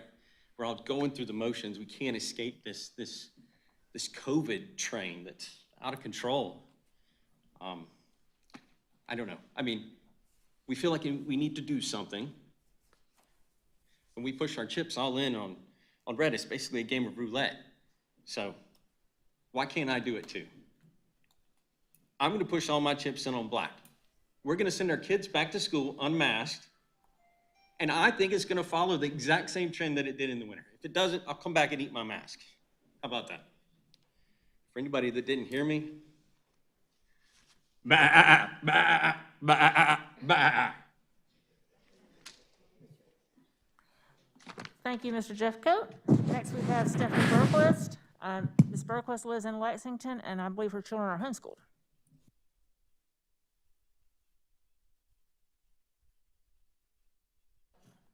Today. Okay, so I'm going to do something a little bit different than I typically do. I'm going to try to make it short, so you're all very welcome for that. But again, y'all threw me for a curveball. Kyle, I did actually listen to you about feeling helpless with your story in the village. Imagine how all of us parents feel. Helpless. We cannot even make decisions for our own children. They are mine. They are my family's. They are not yours. Miss Green, believe it or not, I actually listened to you, and you said our job is to help create productive citizens and to create people who behave a certain way politely in society. Guess what? That's my job. It's my job. It's their job. It's any other parent's job. It's not your job. It's your job to help us, to advocate to us, to work for a village, but it's our job at the end of the day. Miss Jada, I heard what you said. Again, believe it or not, I actually listened to everything. And you're absolutely right. While there's nothing on the agenda to vote against a mask mandate, forgive hundreds of us who don't want to take your word for it. I will be leaving here. We have retained an attorney. There is a lawsuit ready to go. This will be left here with y'all for all of y'all's records. You already have electronic copies. You didn't know who it was from until now. Let me just read the last sentence to everybody. It's my favorite sentence. If you do pass a mask policy, we will be immediately filing in court, signed Attorney Joshua Hooser. Just so you know, there are plaintiffs on standby, myself included, hundreds of others, and we will not take it anymore. I don't care if the vote's today, next week, 5 years from now. I told y'all in May that I would find a way to make this happen. 8 months later, I'm working on it. There's a lot more to come. Last step that I want to spend my last minute on, again, very different than normal. My suggestion as a parent, you don't have to agree, but these are my suggestions. They're also the suggestion of the attorney I spent an hour on the phone with yesterday. If your child is healthy and they're being quarantined and you want them in school, take them to school. They can't do anything. They can't touch your kids. They can't restrain your kids. If you want your child in school, take them to school. Say, excuse me, walk right by the person saying no. You have to do it. The attorney advises it. As my personal suggestion, I am not a lawyer, let me preface that, but that is what I would do and what I will be doing if and when a mask mandate ever comes down against the proviso. Thank y'all. I will leave this lovely demand letter from the attorney over here. Thank you, Ms. Berquist. Next, we have Nicole Lee McClendon. She lives in Lexington and has students that attend Meadowglen Elementary and Middle. Hi, my name is Nicole, and I'm a COVID infection control nurse, and I have children in our community. I just want to say thank you to the board and everyone for sending out the mask surveys. Even though we can't do what the majority of the parents want in this community, I still appreciate that. It makes me feel like as a community, at least people care and want to do the right thing, even though that right's been taken away from us. And I just want to say that I feel really sorry for the teachers and everyone who's been affected by COVID in our classrooms and who've been hospitalized. I wish we could use the masks. It's one of our best mitigators. But our next best mitigator is the vaccines. Hopefully our elementary school kids will be able to get those soon. But yeah, I do appreciate everything that you guys have done in trying to help our children. And it showed me coming to this meeting that all of you do really care. You really care about our kids. Thank you. Thank you, Ms. McClendon. Next, we have Meredith Tashkandi. She is a teacher in our district and teaches at Peoria High School, and she's going to speak to us. Oh, she has handouts. You're good.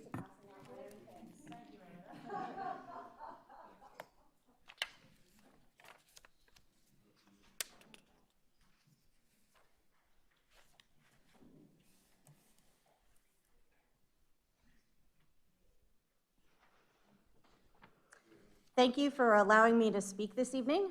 My name is Meredith Tashkandi, and I am a teacher here in Lex 1. I'm here to advocate for a clear contingency plan moving forward through the pandemic. Over the summer, we were hopeful. We saw numbers decrease, and we were hoping for a normal school year. However, hope is not a strategy. In the first 4 weeks of school, our cases soared. On September 10th, 41.1% of my school's student population was excluded, and we were still not virtual. I have been asking, what is the threshold to go virtual? The most common responses have been, we're looking into it, we don't know, or we're optimistic that these cases will decrease. However, optimism is not a plan. Last year, we had a direct plan backed by data. This year, the proposed plan seems to be, we encourage students to wear masks and to be vaccinated if eligible. Those are hopes, not strategies. We are lacking a clear-cut plan with consistent mitigation strategies on how to handle percentage thresholds based on expert recommendations. Dr. Guyton, you spoke very passionately about the things that we are unable to do. And I would like for us to focus on the things that we can do. Our current plan gives school activities for low, moderate, and high community spread, but most of the strategies listed are either aimed at elementary schools only or are not consistently implemented.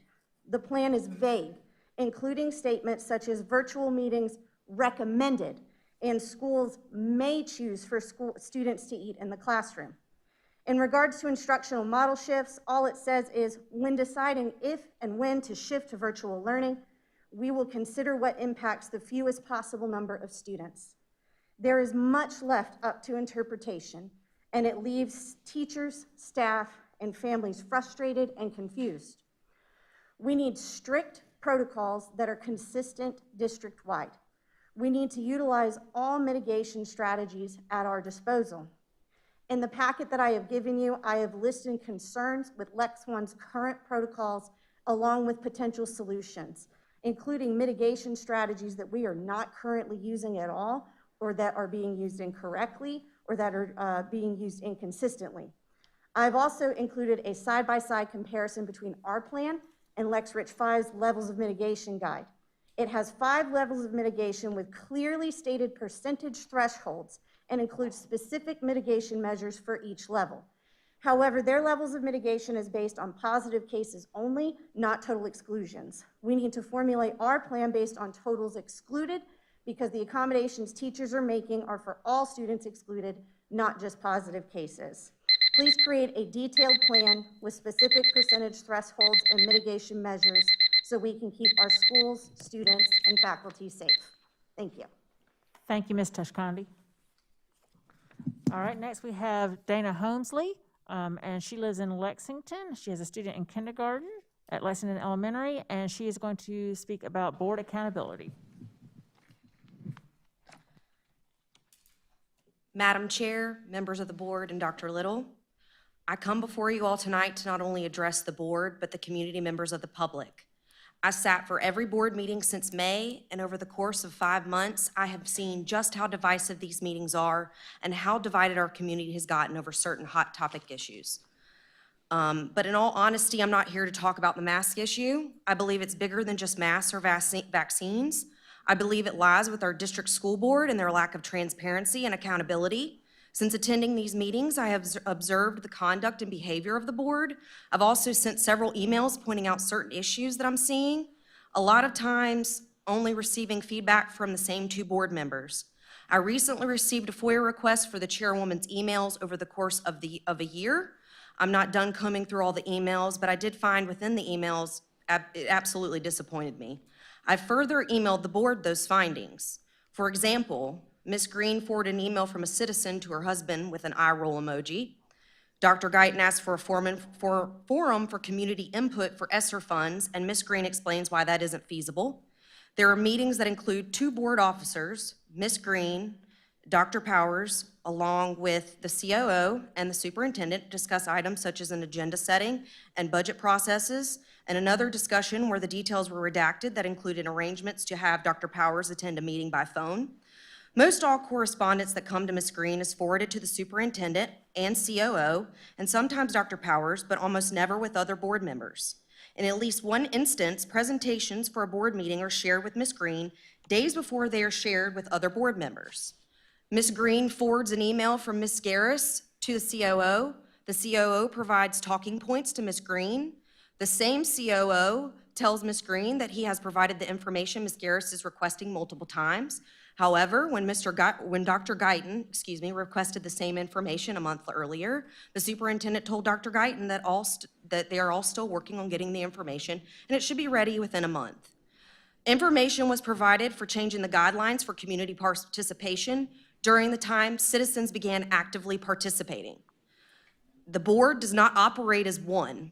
Board votes are being made without board members being privy to the information. The lack of respect for the community is not just imagined, but very real for our board chair and vice chair. The agenda is not being set according to policy. Ms. O'Kane granted an extension without mutual agreement, which is required by the Freedom of Information Act. And according to the response letter I received from the district, out of 15,700 emails that were identified, only 2,600 were produced. While certain information is allowed, not required, to be redacted, the district is required to produce line by line their reasons for redaction. Instead, the district determined that, and I quote, "Many of these were unsolicited advertisements, offers of service, etc., aka spam, which I did not think you were interested in. I am not providing those emails." Thank you, Ms. Helmsley. Next, we have Ms. Ivelisa Ortiz. She lives in Lexington and has students that attend Pleasant Hill Elementary and Pleasant Hill Middle.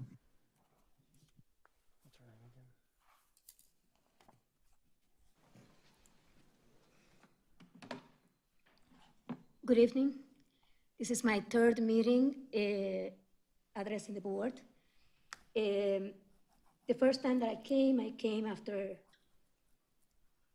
my children one of my boys had complained about the usage of masks and the adverse effects that he was having in his ability to be able to function, and the headaches and the inability to focus, his inability to properly perform in school, the exhaustion. Now, everything I've seen today, we received that email about the survey. I feel the survey, but I believe that the whole thing has been deceiving. Now, you can say that we are going to set standards for whenever, to put mask mandates whenever we have high community spread. Well, how do we define a high community spread? How do we define if the cases are real cases and not just positive tests? How do you know that a positive test means actual illness? Is any of this defined? No, it's not. Now, if you go back and look at the national data for COVID deaths among children, since the beginning of the pandemic, I'm not talking about now, since the beginning of the pandemic, the number of deaths listed in the chart, they say less than 5 for 0 to 4, less than 5 for 5 to 8, less than 5 for 10 to 14, 8 for 15 to 19. Why are we putting our children through all of this when there is no data that actually proves that this needs to be implemented? First of all, what are the symptoms of these children? How many of them have had severe cases of COVID? How many of them just had 2 or 3 days of a cold and were fine? You see, one of my children missed 14 days of school because of a close contact. That's the same kid that is unable to wear a mask. So now, my kid, which is the one that has an IED in the books, is the one that had to be at home for 14 days. And he's the one that needs the teacher the most. Now, where are we going to draw the line? Now it's masks. Next, what is? Now they approved the 5 to 11-year-old group for vaccines. Are you going to tell me that I cannot decide if my child should be vaccinated or not? Are you going to tell me that that I don't get to decide what is best for my children because the board gets to decide that if my child is seen as a threat, he shouldn't be in the classroom? We need to be a little more realistic on the way we're addressing all of this. Thank you, Ms. Ortiz. Next, we have Ms. Catherine Reynolds. She lives in Lexington, and I believe her children are in Lula. Are they in Lula? Oh, they're, okay. Okay.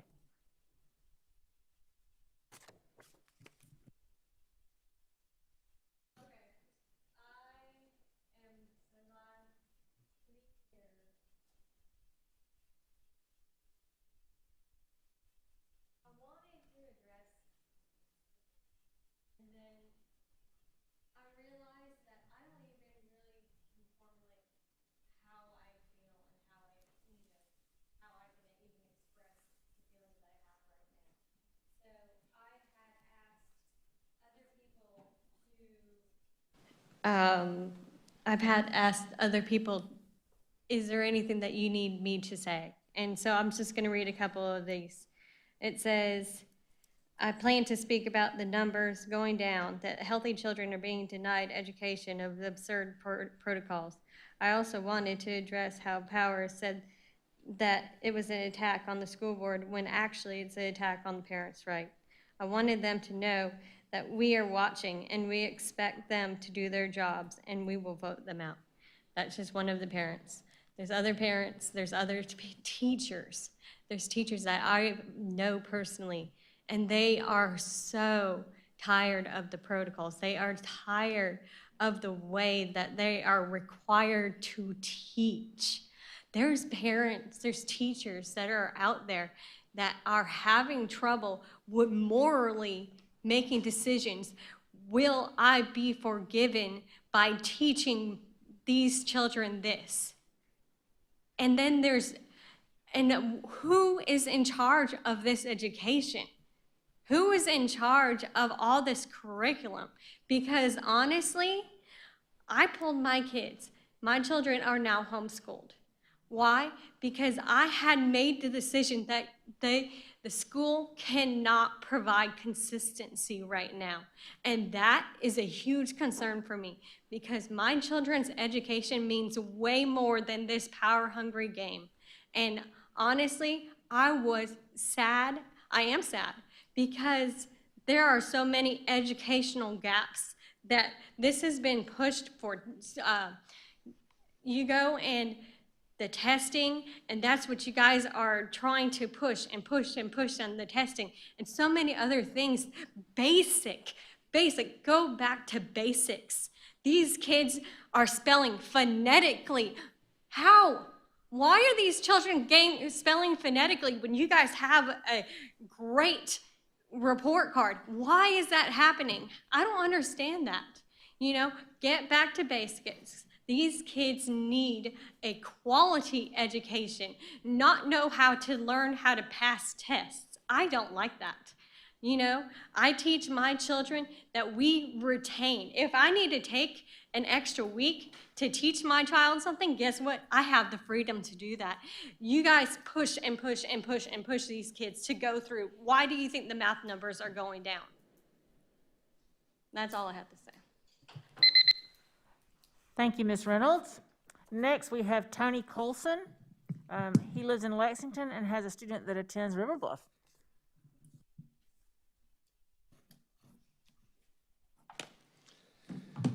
Thanks for the opportunity to share my perspective as it relates to the mask mandate. And I understand that we're not voting there tonight, but I also feel a sense of urgency from the board to consider that. And so it seems plausible that if you follow the science, that you should be able to wear a mask and that would protect you and those around you. However, I would challenge this perspective being as simple as face value. It's not A plus B equals C. In other words, it's not clear to me that wearing a mask in a non-surgical environment where the setting cannot be controlled is optimal in protecting against COVID virus, and it may in effect actually be detrimental in some cases. Plus, the mask up solution doesn't take into consideration multiple other risks and harm that our children are being exposed to as a result of wearing the mask for long periods of time over an extended period. Let me explain by just sharing my own personal story. My daughter, who is 12 years old, or was 12 years old at the time of diagnosis with type 1 diabetes in February of 2020, right before COVID hit. Immediately, we had to begin to do life with a chronically ill child who up to that point was our healthiest. We followed the recommendations on how to keep our daughter safe, and one of those recommendations were masks in school. For the following year, my daughter went to school with a mask on and suffered severely with high glucose levels. We thought this was just the normal part of being type 1. However, we were amazed that the very next day after the mask mandate was lifted, and she was able to remove her mask, we went from dealing with sugar levels of 300 and 400 on a regular basis to amazingly now having to monitor her for low sugar levels. With the mask on, her health suffered. She stayed behind in school, of constantly being delayed of testing. She missed day after day because of her sugar levels, and the impact had an overall negative impact. The difficulty of trying to learn from a teacher who's masked up in a room full of other masked students was demoralizing and defeating for her educational process. Today, she's doing much better without a mask on. Her health is better, her emotional well-being is better, and in a setting with no mask, her ability to learn is better. She is happier, she is healthier, and she feels better. Wearing the mask has and will create a long-term impact on our children's health. Physically, emotionally, psychologically, socially, educationally, that should be of an equal and perhaps more significant concern as it is the concern of COVID. I know of children who are wearing the mask not because of a fear of COVID, but because of a fear of showing their face. This is not a behavior that we want to promote and cultivate in our children. Freedom, stewardship, and responsibility is the right path. Fear-mongering mandates and an imbalanced approach towards science is not. Thank you, Mr. Colson. Next, we have Danielle Bowers. Ms. Bowers lives in Lexington and has students that attend Lake Murray, Beechwood, and Lexington High.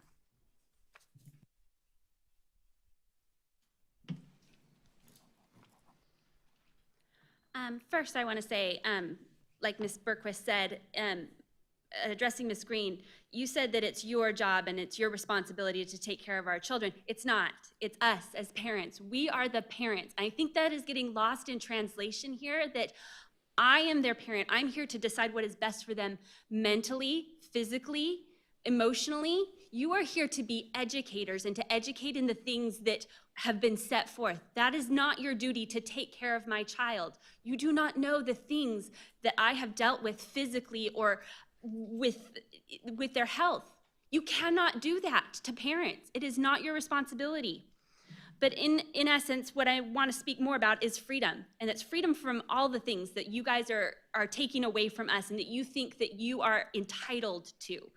An educated citizenry knows the lessons of history. They draw parallels between past tyranny and what is happening today. And educated people stand for freedom because they understand when you reduce freedom from some, you reduce freedom for all. We are at a turning point in history. What happens in our state, and especially in our country and on a world stage, now will drastically change our future. It's time to turn to history. Read the accounts. Don't go to the textbooks or Wikipedia. Listen to the people who have lived through this. Those who suffered under tyranny when life, liberty, and property were taken away. When we do that, we can see the similarities of what has happened then and what is happening now. I've read stories of Anne Frank, Elie Wiesel, Martin Luther King Jr., and Jesus Christ. I've thought, why didn't more people say anything? Why didn't they stand up? Today I understand. It was fear. Isolation, bullying, and threats, all things that we have experienced here from our school board and superintendents telling us that we should be worried, we should take more concern, we should do this and that, and it was fear being placed in us. And if we do not wear a mask over our face, that we will surely die. Only a few got on the Mayflower, only a few stood up for Jesus Christ, only a few stood firm against the British in the Revolutionary War, and only a few went to war to stop Hitler. Only a few took action to promote civil rights for all. When hearing this, what side of history do you want to be standing on? The following quote is from Oliver DeMille. 15 years from now, or sometime close to that, each of us will have to look our children and grandchildren in the eyes and tell them that we presided over the greatest loss of freedom in history, or that we took action to bring back freedom, that we will send them home to live their lives, then we will send them home to live their lives of freedom or not. In the Bible, we're told by Jesus Christ to fear not, because living in fear of something like a virus that the majority of us, 99%, can recover from is not helping us. I am not glorifying my God when I fear anyone or anything other than him. Let me leave you with a question. How, as a superintendent and school board, are you standing for freedom? Thank you, Ms. Bowers. Next, we have Trip Bowers. Trip is a student at Lake Murray Elementary.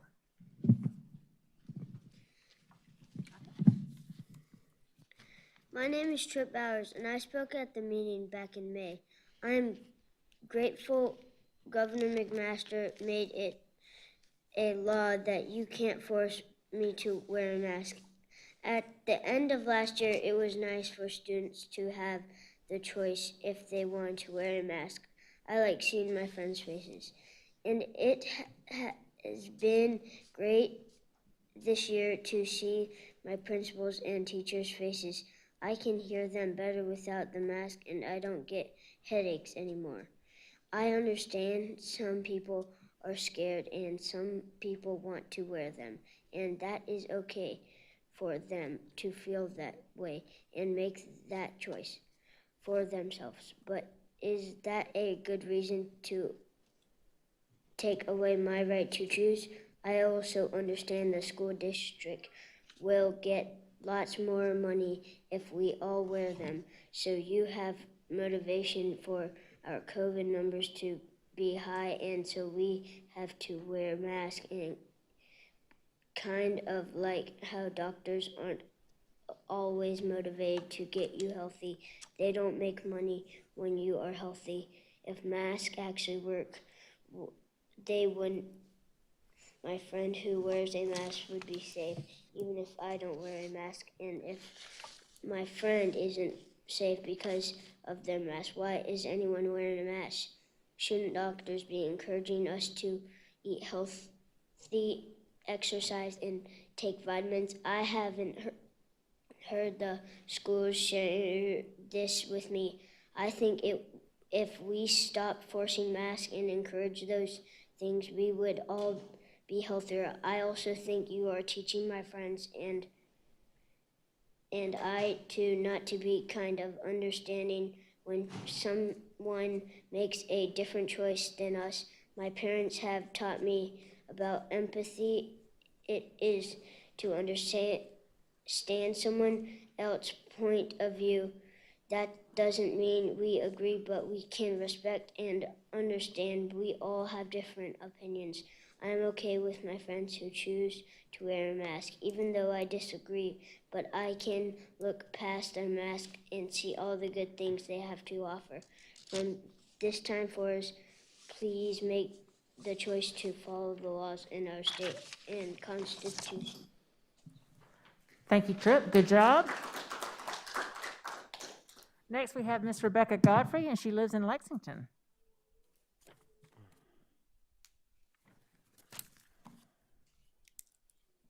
I understand why the district followed DHEC guidelines last year because there were a lot of unknowns, but now I think it's time to question DHEC.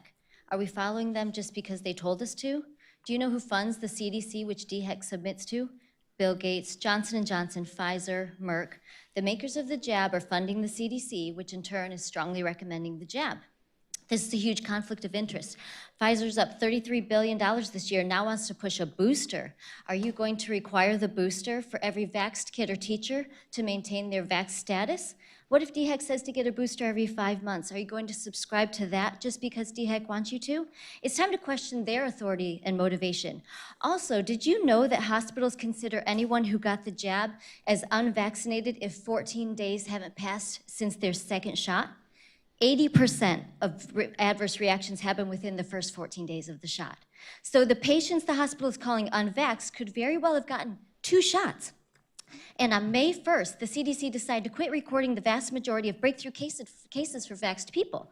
It's all quite misleading, and you are using this data to make a case for more masks and more jabs. You say you want to keep kids in school, but you are using the most ineffective and unproven method. Why are you sending healthy kids home at a rate of 10 healthy kids to 1 positive kid? You're creating the problem. Only 1% to 2% of the kids are positive, and you exclude 23%. This policy is completely contrary to any logic. If you want schools to stay open, let healthy kids come to school. Quit sending healthy teachers home, too. Healthy teachers are having to teach via Zoom with a substitute sitting in their seat. No wonder we're having shortages of subs. This is nonsense. And contact tracing. Contact tracing is discriminatory. Each time a healthy, unjabbed kid gets sent home due to contact tracing, they lose up to 70 hours of in-person instruction, playing time in sports, rehearsal time in the arts, access to teachers, and community of the student body. Compared to the jabbed kid who isn't quarantined, even if there's a positive person in his family. How can you justify this? Both jabbed and unjabbed can catch and transmit COVID. You are completely discriminating against the kids who do not want to be part of this human experiment and who have the moral courage to not violate their own conscience. You should be ashamed of yourselves for pressuring or guilting any minor in this way. My prediction of how this will end if we don't break from this policy, DHEC is making the numbers look as bad as possible until everyone reaches this point of desperation and misery and just gets the jab to get their golden ticket to freedom, until they are considered unvaccinated when the booster comes out, or they have a life-altering adverse reaction. This is extremely short-sighted and unwise. Please spend more time educating all of your students and less time discriminating against and dividing kids. Let the teachers and students be sovereign over their own bodies. Thank you. Thank you, Ms. Godfrey. Next, we have Melissa Craps. She lives in Lexington and has a student that attends Lexington Elementary.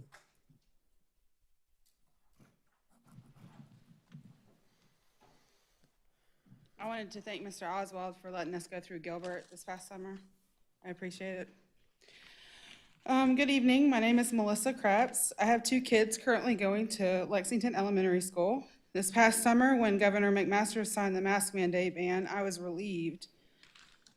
I thought for a moment that the fight was over, yet here we are. I really don't think y'all should have sent that out last week.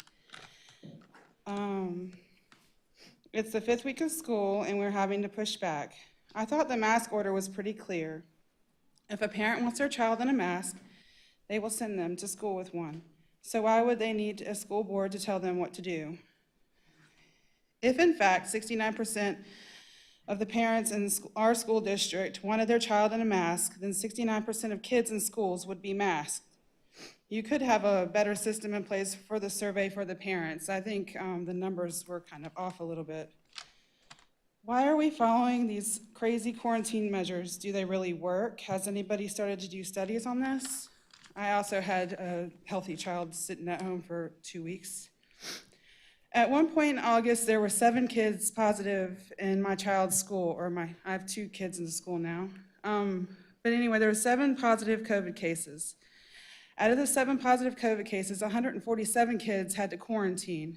I wonder if out of all of those kids at quarantine, how many actually became positive after that?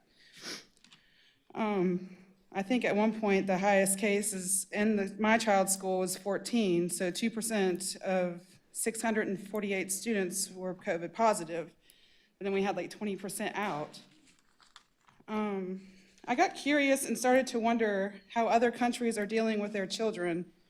I found out that the United Kingdom has never had a mask mandate for their children 12 and under. The United Kingdom Department of Education on August 17th completely got rid of the mask for the whole school system. And they said that our priority is for face-to-face and high-quality education to all pupils. They also said as COVID-19 becomes a virus that we learn to live with, there is now an imperative to reduce the disruption to children. I mean, we need to find a way to get out of the DHEC guidelines. Because I mean, sending home 6,000 to 7,000 kids that aren't even sick. It's just, I don't know, it's ridiculous to me. Why do y'all continue to push the use of masks in school? If you want your kid to wear a mask, they can wear a mask. If we don't, you don't. I want my children to grow up with the same school experience that I had. I want them to make friends, laugh, and have fun together, to see people's facial expressions when they interact with them. I also want to add that we are not some kind of crazy group of parents. We want what's best for our children. If so many people in our district want mask mandates, where are they at? Thank you. Thank you, Ms. Krebs. Next, we have Michael Brown. Mr. Brown lives in Lexington and has students that attend Pleasant Hill Elementary and middle schools.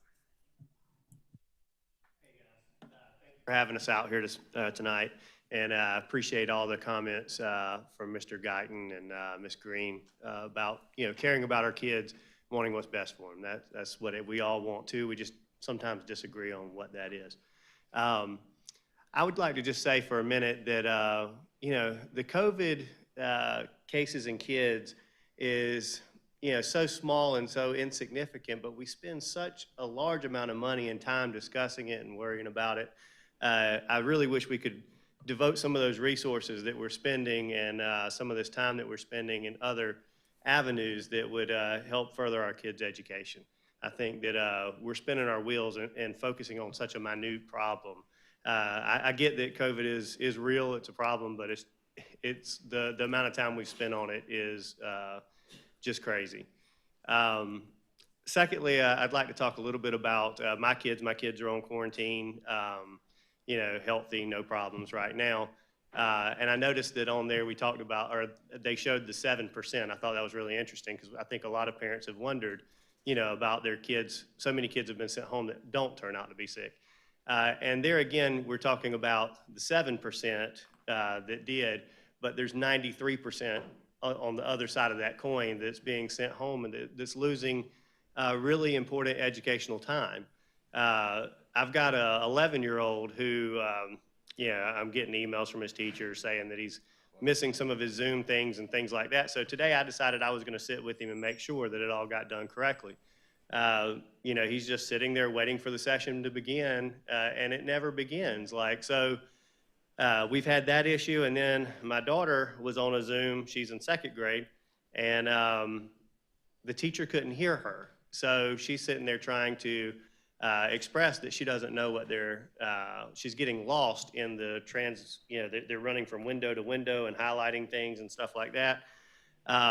There's a lot of work to it that, if it was a regular highlighter and a regular piece of paper, I'm sure she wouldn't have had any issue, but, she's getting lost in that, and she couldn't express that to the teacher because the teacher couldn't hear her. And, she just sat there for 20, 30 minutes, so frustrated, crying, and I'm trying to help her out.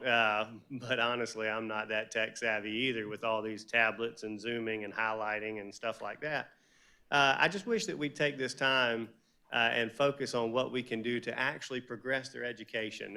They need this, and they're losing so much time. We're so focused on the small things, and we're wasting our time and resources on that, in my opinion. Thank you, guys. Thank you, Mr. Brown. Next, we have Nicole Donahue. I apologize if I mispronounced your name.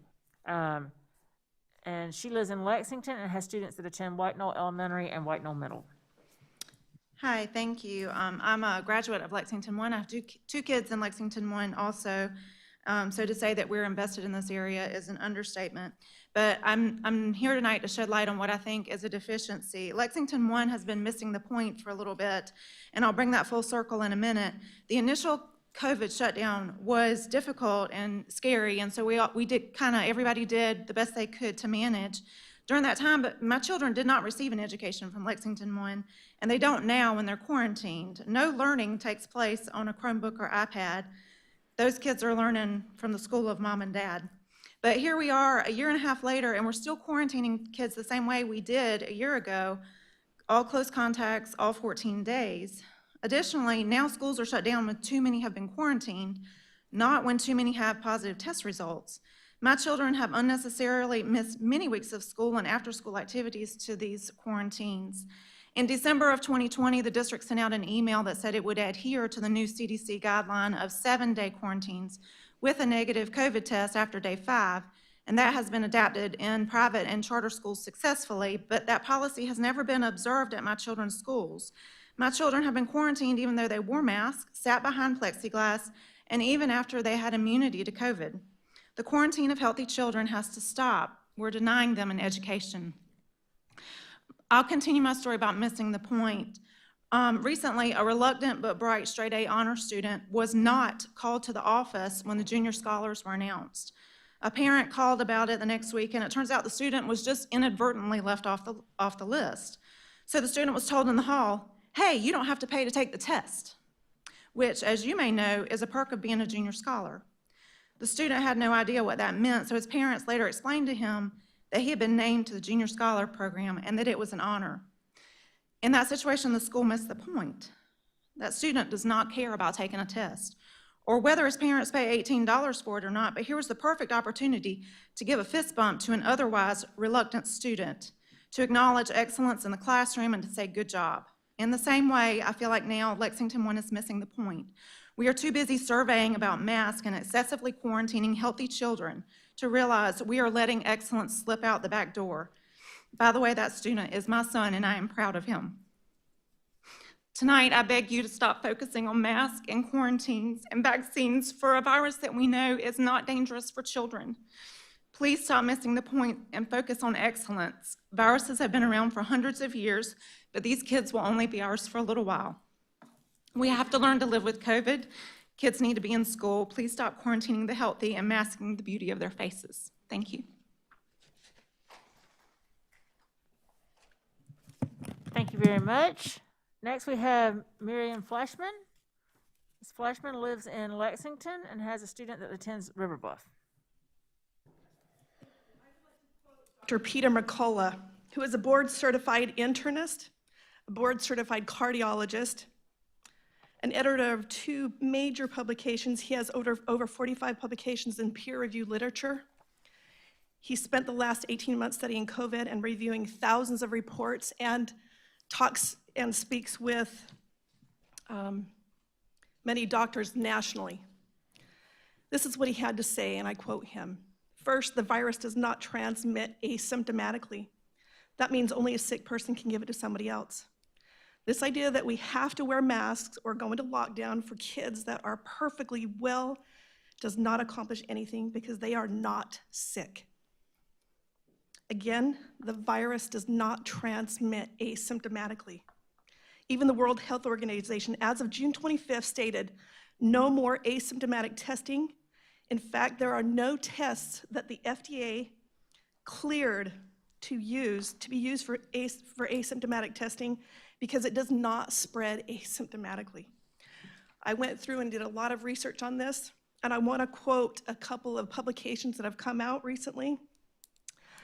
A large randomized controlled trial with close to 8,000 participants published in October of last year, one found that face masks did not seem to be effective against laboratory-confirmed viral respiratory infections, nor against clinical respiratory infections. If you guys remember back in the 1918 influenza pandemic, the use of face masks among the general population was widespread, and in some places mandatory, but they made no difference. We need to trust the science. We need to be critical thinkers and look at the science and not politics. On April 2020, review by 2 US professors in respiratory and infectious disease from the University of Illinois concluded that face masks have no effect in everyday life, neither as self-protection nor protect third parties, the source control.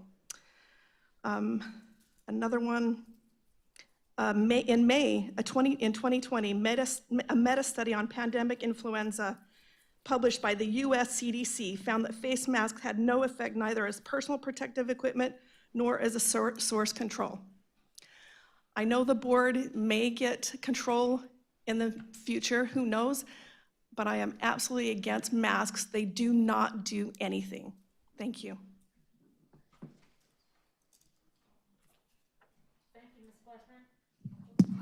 Next, we have Janine Connor. Ms. Connor lives in Lexington and has students that attend River Bluff and Lexington Middle.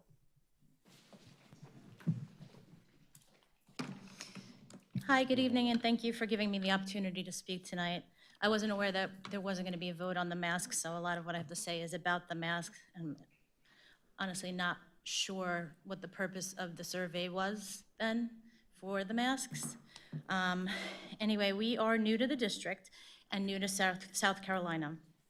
We have a son in high school and a daughter in middle school. We moved here a month ago after leaving New York and our family and friends in hopes of a better quality of life and to enjoy the freedoms that South Carolina has to offer. I was asked by some of our new friends here to share my perspective with masking kids in school based on our experiences last year in New York. After much debate last year, my husband and I decided that our children would opt to learn virtually. The idea of children wearing masks for 7 hours a day and distancing from their peers and teachers was not an option for us, particularly since there had been no valid data on the success of mask wearing in preventing the spread of COVID. With online learning, their grades plummeted along with their spirit. However, friends and family who kept their children remained in school masked had their own set of frightening challenges. These children struggled with various psychological, social, emotional issues, including social anxiety, panic attacks, eating disorders because they were afraid to remove their masks during lunch, along with feelings of isolation due to lack of peer communication and even suicide. Sadly, the CDC itself cites a study showing the rise in ER visits for suicide attempts among children ages 12 to 25 between January 2019 and May of 2021, which I can give the board the information. In addition to being a parent, I'm also an early childhood special educator. I work with children ages 3 to 6 until March, or did work, until March of 2020, when the schools were shut down due to COVID. When asked to return the following September, I was told that both teachers and young students were required to wear masks. This included children with varying learning abilities such as speech delays, sensory processing disorders, ADHD, and autistic spectrum disorders, to name a few. As a special educator, I cannot stress enough the importance of facial expression for effective communication and for children to successfully experience social reciprocity. Seeing their faces and mouths was and is particularly important for young learners. Needless to say, I did not return to my job. Furthermore, there are report after report, 10 of which I will include and give to the board, in which masks are clearly not effective in preventing the transmission. In a recent board meeting in Comac, New York, Dr. Richard Amerling states that masks do not prevent the viral spread and can cause skin infections, dental infections, more frequent upper respiratory. Lastly, the masks, if you're considering the mask in school, please take into consideration the cases in our county and some of the schools that are rapidly dropping. I urge you not to make the same mistakes that we made in New York, where the kids were told to mask up to flatten the curve, and they're still masked today as the numbers are rising. Thank you. Thank you, Ms. Connor. Next, we have Benjamin Joseph Hughes. Mr. Hughes lives in Lexington and has students that attend Lexington and Beechwood, Lexington High and Beechwood.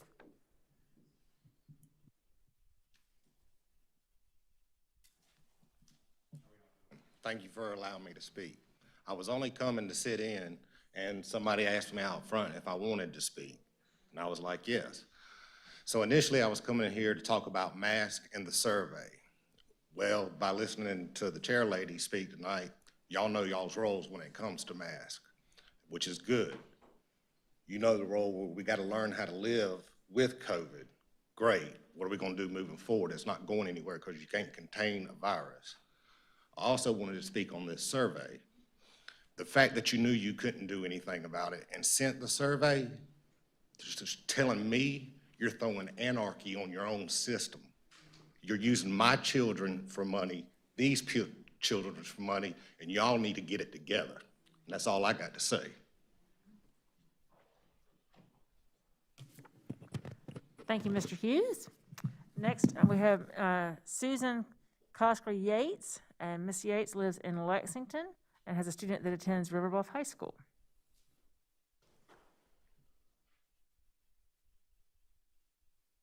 Is Ms. Yates here?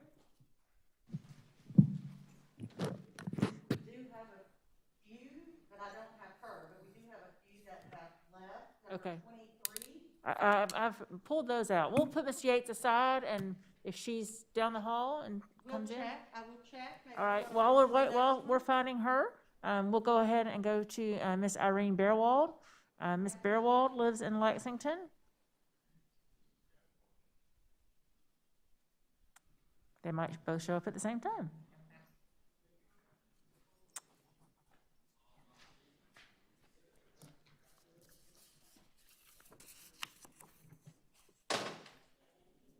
All right. All right. Madison Rogers, come on down.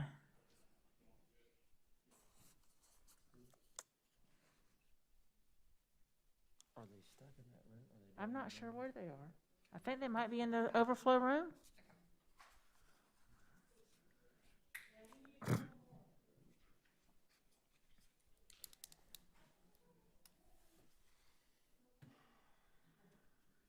Sorry.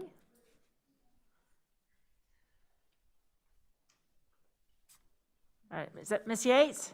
Yes. Okay. And then next, Ms. McPhail, we have Ms. Bearwald and Madison Rogers are up next.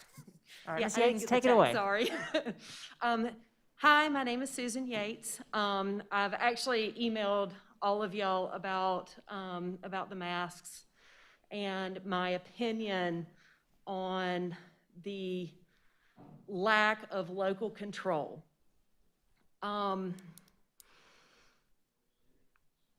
I'm very surprised that this state, who is always about local control, local problems, local issues, local control, is so happy that the state government and is actually doing this requirement of no mask. You can't require a mask. I understand that most of the people that are here are against a mask mandate. And they are, as the survey showed, in the minority. Most of the people that I know, yes, most of the people that I know that are for local control are afraid to come into this place. They're afraid that they're going to get COVID. They're afraid that they're going to get harassed by the minority. But I feel that it's important to be here. And I appreciate your time. I will continue to contact the governor, Chris Wooten, Ronnie Cromer, and whoever else that I need to urge them to change the rules and regulations. If you see something that's wrong, then you need to go forward and push forward. And I understand that the people that are here that don't want masks are doing the exact same thing. The issue is we are continuing to have issues in our schools with people that aren't masking and people that aren't getting vaccines and people that don't want to quarantine and they don't want to do anything to mitigate any of this. And I just don't understand how a community that is supposed to look out for everybody else is so against helping the people that are vulnerable. So, thank you. Thank you, Ms. Yates. Next, we have Ms. Irene Bearwald. Ms. Bearwald lives in Lexington and has students in Lula and at the LTC.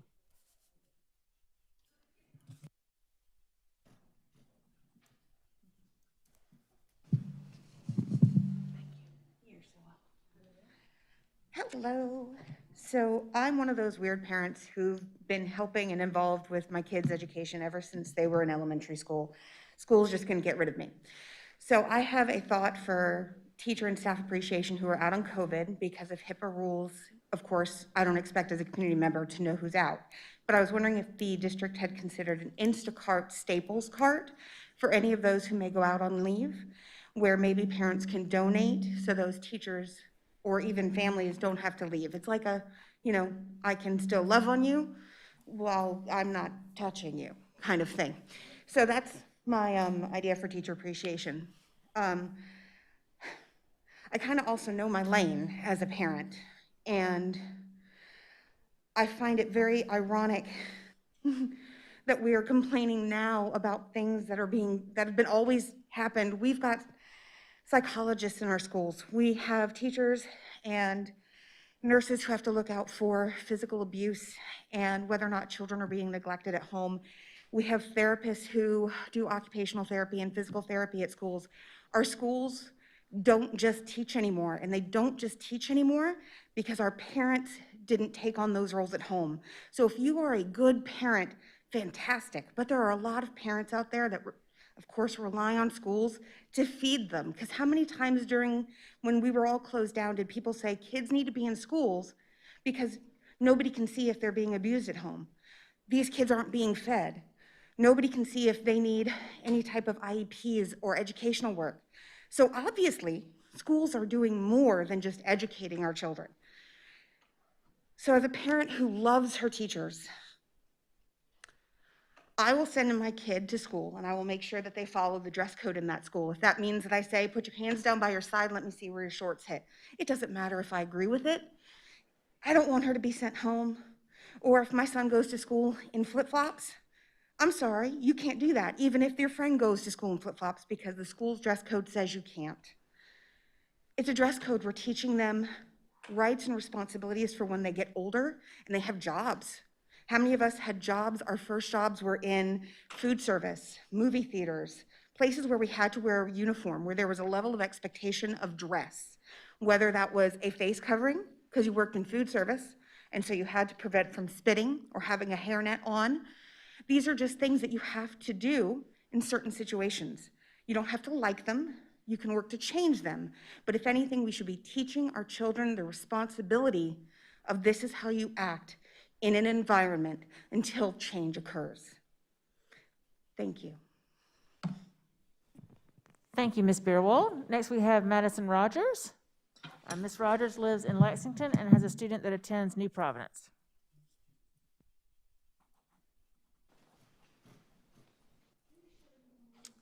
Hey, everyone. Thanks for letting us speak tonight. So there's been a lot of back and forth for the past year and a half, unfortunately, and we are no closer to respecting each other's position in this community, and it's very unsettling and it's disheartening. I and these other parents and guardians are not trying to take anything away from anyone. I am, and we all are simply trying with desperation to retain our rights for the care and treatment of our own children to the best of my abilities in the way that my husband and I see as best suited to our beliefs and wisdom given to us by God. I'm sorry that this community, this country, and this world have taken the path of passing judgment and condemnation and even resorting to threats to one side or the other simply because our choices in healthcare differ. We shouldn't be manipulating each other. We shouldn't be trying to skirt the laws or find ways to force one agenda or another on each other, ever. Our children are figuratively being thrown in a pit and fought over, and it's just disgusting. I'm just disheartened that we are and that I am still here discussing who has authority over children who have my DNA, no one else's. And so I ask that you not submit this resolution to the General Assembly. Just don't continue the division that this argument creates. That's all. Thanks. Thank you, Ms. Rogers. Next, we have Nicole Water. She lives in Leesville and has a student that attends Centerville.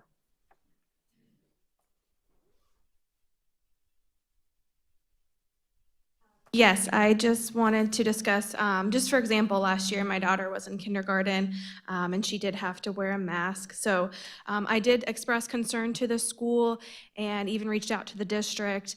I asked about different exemptions, medical, even religious exemptions was shut down, not really given any other options with that. And then I even reached out to Molly Spearman, talking about my concerns. And she said that my daughter actually should have been eligible to not have to wear a mask. So I sent that to the district, called, emailed, never got a response, so I was ignored.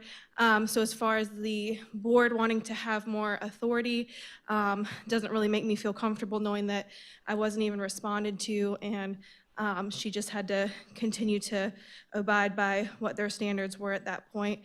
My daughter also was online for 2 weeks. She was part of the Centerville crowd, healthy, and she cried several times. She's in the Spanish immersion program because she couldn't understand her teacher. I couldn't really help her. So it was just very frustrating. So again, just this whole quarantine, the 10-to-1 thing of making our kids stay at home.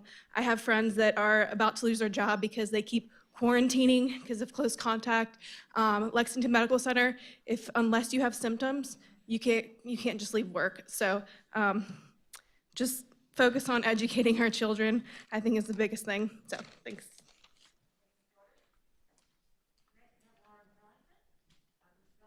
A teacher in Lexington and has a student at Pleasant Hill Elementary. All right. So I want to start tonight by addressing Dr. Powers. The transitions, they were very difficult from a teacher's perspective. I had 2 kids that were quarantined back to back, and it was tough. I think when I first found out, I was in the middle of a lesson and I got the phone call thinking it was my neighboring teacher, and instead it was the nurse. And I held back tears long enough for me to walk to the bathroom because I am blessed with one of the rooms that has a bathroom right there, and I broke down. The reality is I knew it was coming because it was inevitable. But at the same time, I'm proud to say that I am a teacher here in the district, that understood the flexibility of the situation. I already had my manipulatives ready for my kids. I'm a CC3 teacher. We don't do paper and pencil. I don't do online, here's a PDF, finish it. It was all manipulatives. I had boxes ready, I had binders ready, I had their iPads ready to go. I had to teach from home, and thank goodness I had wonderful IAs, because it was tough. And parents, whatever side you're on, we all get it. It's tough being a parent and a teacher, teaching from home, working from home. It's tough. But at the same time, I'm very grateful for that opportunity because my kids were kept safe. In the day of me as a teacher, in the first 5 weeks, I had somebody in my classroom missing. I have 5 staff members. Someone was missing for the first 5 weeks of school. And that's really tough when you're given the opportunity to come to class August 9th, all right, because of construction. As a special ed teacher, that's very difficult to set up the first day of school with professional development and everything. If I can make it through, we all can. I understand students learn at different areas and different variabilities. I mean, I hate the mask as much as anyone else because as another special ed teacher was saying, you don't get the social emotional from those kids. I had a trouble with my own kids in my classroom with the mask on, but at the end of the day, if I ever transmitted this virus to one of them, my guilt would be so detrimental to my teaching style. To end, because I'm seeming to ramble on right now, it's a long night. I wanted to say thank you to Dr. Little and Nurse Amy Wood. I saw what you guys were discussing this afternoon at the conference, and I thank the district for advocating for the safety of the students, because in reality, as much as we all hate it, we need something else in place. So hopefully you guys can get this Provisio 1.108 switched around. Thank you, Ms. Pellington. Next, we have Kelly Buck. Ms. Buck lives in Gilbert and has students that attend Gilbert High and White Knoll Middle. What's the last name? B-U-C-K? Thank you. Hi, I have a son at Gilbert High and a stepdaughter at White Knoll Middle. I did not bring any statistics, and I don't have any numbers to share because everybody can look them up on whatever website or politician's site that you believe. I've been a nurse for 11 years.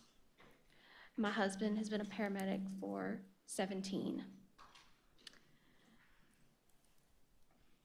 We have been in this pandemic from the beginning, what everyone calls the front lines. But they're not the front lines anymore. They're the places where people go to die. And I know that, and I see people laughing at me now, and it's okay. It's okay. I am glad that everyone in this room has not had to see what I have. And I'm going to share this with you, even though it goes against my beliefs, but we vote Republican. But my children need to be safe. I understand special needs. I understand that this is uncomfortable, but this is for your benefit and not mine. I understand if you don't want to get vaccinated, and that is your right. But just like the school makes your kids wear shoes, it's okay to wear a mask. There are no health, you can look up whatever you want. But if you believe that this mask is going to, eventually make you dumber or more unhealthy or something like that, then why have you ever had surgery? Because your surgeon wears one all day. I don't understand the lack of compassion in people, honestly, because this doesn't hurt me and it doesn't hurt you. But I have an entire tower of the hospital, more than a third of it, that is full of people dying from COVID. And I know people think that if you test positive, they hospitalize you.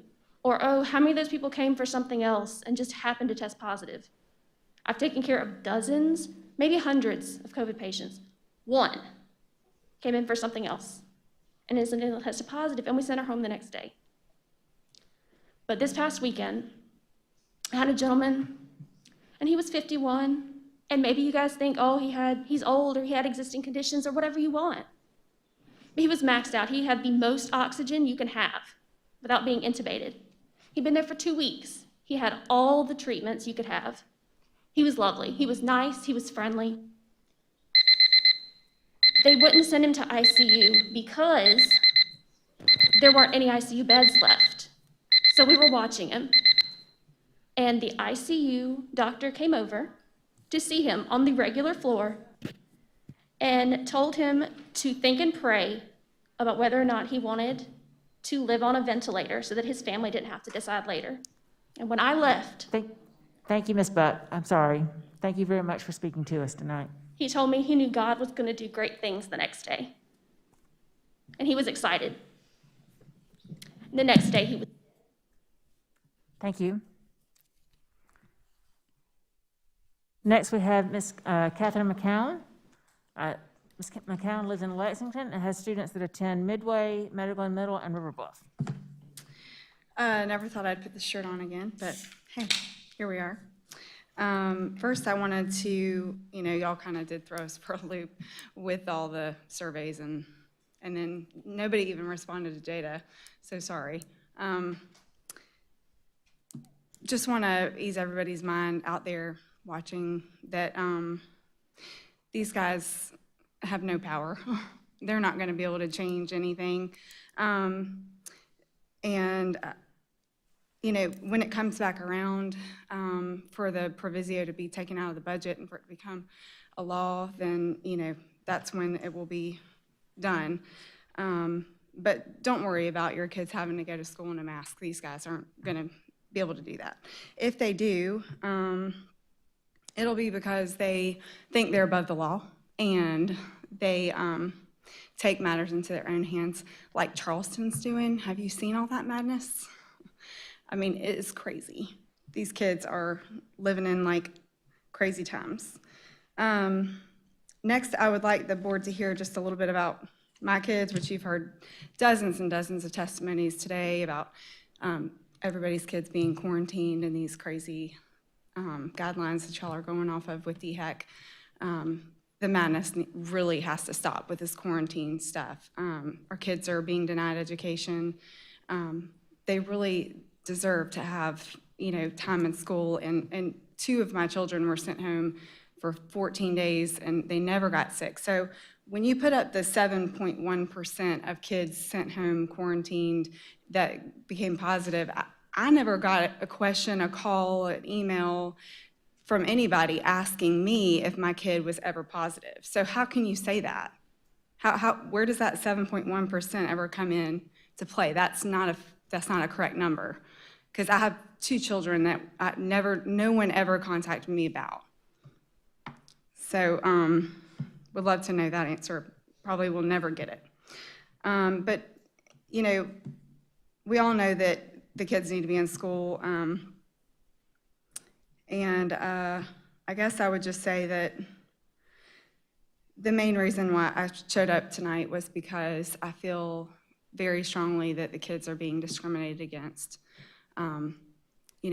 The fact that you can send my kids home with no proof, none of the schools, even though my husband and I stood in the school and spoke to the nurse, the teacher, the school administrator, the principal, nobody would provide us proof that our child was actually exposed. And we're just supposed to believe y'all? We're just supposed to believe that they were exposed and just send them home with no education? My daughter was sent home with an email if you have questions. So she went to school and was, failing. Thanks. Thank you, Ms. McCown. Next, we have Debbie Heim. Ms. Heim lives in Lexington and has a student that attends Lexington High School.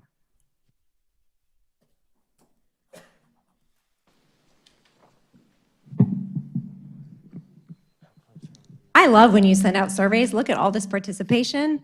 Y'all should keep this up. people come, they listen, they watch. This will be another video that gets thousands of views, I bet.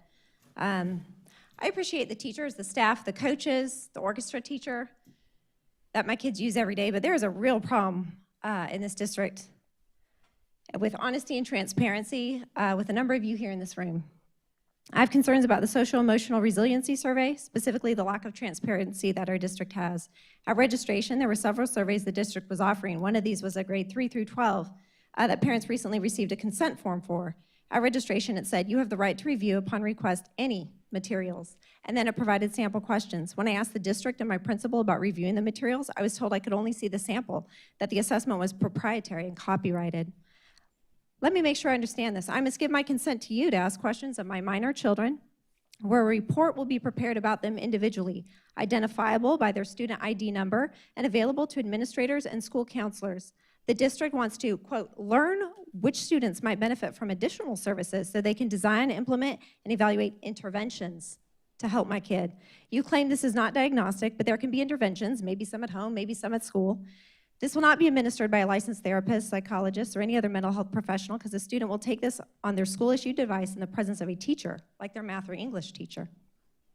Now, and this is a very important part, the school says I cannot access this survey from this private company, but when I called Dr. Rich Gilman, CEO at the company, Terrace Metrics, he says, I can certainly look at it. Yeah. He said any parent who wants to see the assessment can get in touch with the point of contact person for the district and schedule a time to go to the school to see the assessment. They don't want me to take a copy home, but the assessment is available to parents to see exactly as a student would see it on their laptop, all the way through to the end entirely. The school lied. This wasn't a mistake because they said they checked with Terrace Metrics, and they said they're, quote, unable to share with me. Even the company's own website under their FAQ page asked, do districts and schools have access to the survey questions? Answer, yes. I'm a big believer in good mental health, but because the district can choose some of the questions on this, here are some of the sample questions. On a sliding scale, strongly agree or disagree. Spiritual beliefs are a source of strength for me. I participate in organized religious activities. I enjoy my cultural and family traditions. I am proud to be a citizen of the United States, and I am proud of my ethnic background. What business is this of the district's? What interventions might be planned if a kid has conflicting feelings on any of this? There are additional screeners for grades 6 through 12, including drugs and alcohol and trauma screeners, including sexual assault, but the school won't let me see these questions. So I can decide if my child wants to participate. It's funny how tonight a parent must give consent for a mental health screener, including screeners for if a student is physically causing harm to others, but the board wants to be able to mandate a physical health apparatus that is entirely unregulated and blocks the vital areas of children, whom, for all we know, could already have natural immunity. I'll see you next time. Thank you, Ms. Hine. Next, we have Matthew Hine. Mr. Hine lives in Lexington and has a student that attends Lexington High School.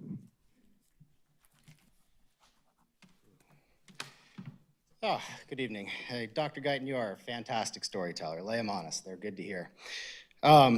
Remember the scene in Braveheart, right? Sir William Wallace is fighting and he's being publicly executed at the end, and the Kingsman's trying to get a confession or some sort of admission that he was wrong so he can beg for a quick death. Then what happens? He uses his last breaths to yell, freedom. Freedom, freedom, freedom. If you watch the crowd at the execution, they act as if they'd never even heard that word before. And honestly, I'd written this afternoon, and then I heard it this morning, and I thought it's really ironic that here we are.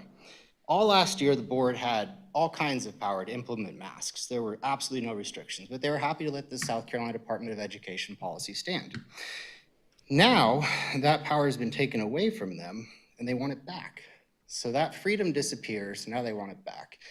That's exactly how parents feel about the freedom to let their kids wear a mask or not. I don't understand what's so complicated about this. Clearly, everyone in this room understands what that is. It's just really confusing me. So, kind of moving on then. I also have no doubt that 4 board members in this room will vote in favor of item 10.3 on the board resolution, because it wouldn't be an agenda item unless the vote was already known. That's just how this board operates, in case there's anybody who hasn't been paying attention or watching. Another really important thing to note is that's probably just advisory, I'm guessing. I don't think there is any binding power in that. So that means the state legislatures will take a look at it and they'll probably vote or not vote on it. Just depends. Depends how many they get. Could be interesting though if enough boards show up there asking for the power back. I don't really know how that would end up. Another interesting thing though is the school board is a political office. When the public does not like the job a politician is doing, they show up. In fact, I heard one board member say that he'd even ask the governor for his power back to implement masks and other mitigation tools. You're responsible for your office. You took an oath. One board member told us to move if we're unhappy. But that's not how American politics work. I would suggest if you do not like the public's opinion of your performance, then you can resign. It's a voluntary position. Please separate the political office from the person. We are not here to attack you as a person, but we are here to attack your office and the job that you're doing because it affects our kids. Our kids. It's really just that simple. There are a few sacred cows, and that is absolutely one of them for every parent. So please be careful with that power. It's kind of like hey, your decision's impacting my life and my kids. Can you please, clean that up a little bit? That's really the position we're trying to take. We're not trying to be mean or rude. You're also responsible for the districts, how they treat employees. I only got 13 seconds, but there's a real issue with how the public's treated by the employees of this district. Everything's a FOIA. You want a job description, FOIA. You want a contract for a building, FOIA. FOIA is to protect us from secret government activity. And my time's up, but just keep that in mind. Thank you, Mr. Hine. Next, we have Michael McCown. He lives in Lexington, has students that attend Midway, Meadow Glen Middle, and River Bluff High School. All right, guys, I'll probably won't take all 3 minutes. It's getting past my bedtime and probably half the people in here, so I'll try to be as brief as possible about this. But I did want to thank the teachers specifically. If you're listening, Miss Mixon, she's in 5th grade. She's my son's teacher. If you've ever sat through a Zoom with kids in elementary school, it's a nightmare. It's an absolute nightmare. Sometimes they don't show up, and because the technology's not there or whatever, but kids are yelling, they're talking, they can't. Hey, will you please mute your Zoom? Whatever, we hear this all the time. It's hilarious. Also, Mr. Ard, he's an art teacher at Midway. Teaching art through Zoom is terrible. He's like, click on this link, and then half the students could, the other half are blocked. My son had to get me to come turn it on the TV so he could watch somebody do a painting, and he was like a really pretty cat. But thank you to Mr. Ard, and I also want to thank the home teachers too. Like my wife, she has 2 jobs, and myself, I work from home, thankfully, so I'm able to help my kids. So thanks to the home teachers, seriously. I'm not being completely serious. Thank you to your teachers. You guys are killing it with very little support, in my opinion. A few things I want noted in the minutes tonight for you guys. The mass survey I sent in to you guys was extremely subjective. It was per household and not per kid. Last year it was per kid. I feel like I have 3 kids in the district. I'll have 3 votes. So I wanted that noted. And secondly, I want noted that any other survey that was mentioned tonight, there was a Fox News survey mentioned tonight. I want that stricken from the record unless it could be presented and approved by the board. And lastly but not least, I'll finish up within a minute, but just want to tell you a little story about my quarantine. I'm a country boy as well from Lexington and grew up here, and that's why I'm here, and that's why I'm fighting for these kids. But so I'm on my Zoom call. I'm having meetings with my clients, and I have my healthy quarantine son at home downstairs, and I have my healthy quarantine daughter upstairs. She comes to ask me a question after I get off my call. She's like, Dad, I'm in the middle of this test. I don't understand what it is, what it's about. I looked at it, helped walk her through it, and I said, hey, why don't you reach out to your teacher? She said, okay, well, I guess I got to email her. Okay, so she emailed her. She didn't get a response back immediately. I ended up emailing the teacher, talking to her. She said it's about a 24-hour turnaround time on a question from a student. That's kind of unacceptable. I said, okay, well, what about a Zoom? Can you schedule a Zoom with them? She said, yeah. Well, how long does that request take? Takes 24 hours. Guys, come on. It's not acceptable. Thanks, guys. Thank you. Last, we have Ms. Lee Sue Kim. And Ms. Kim lives in Lexington and has a student at Riverbolt High School. Thank you. Good evening. And I will never forget the day when I pick up my son, who is a high school student, 9th grader last year. And the first semester, he didn't get an opportunity to go to school because of the pandemic.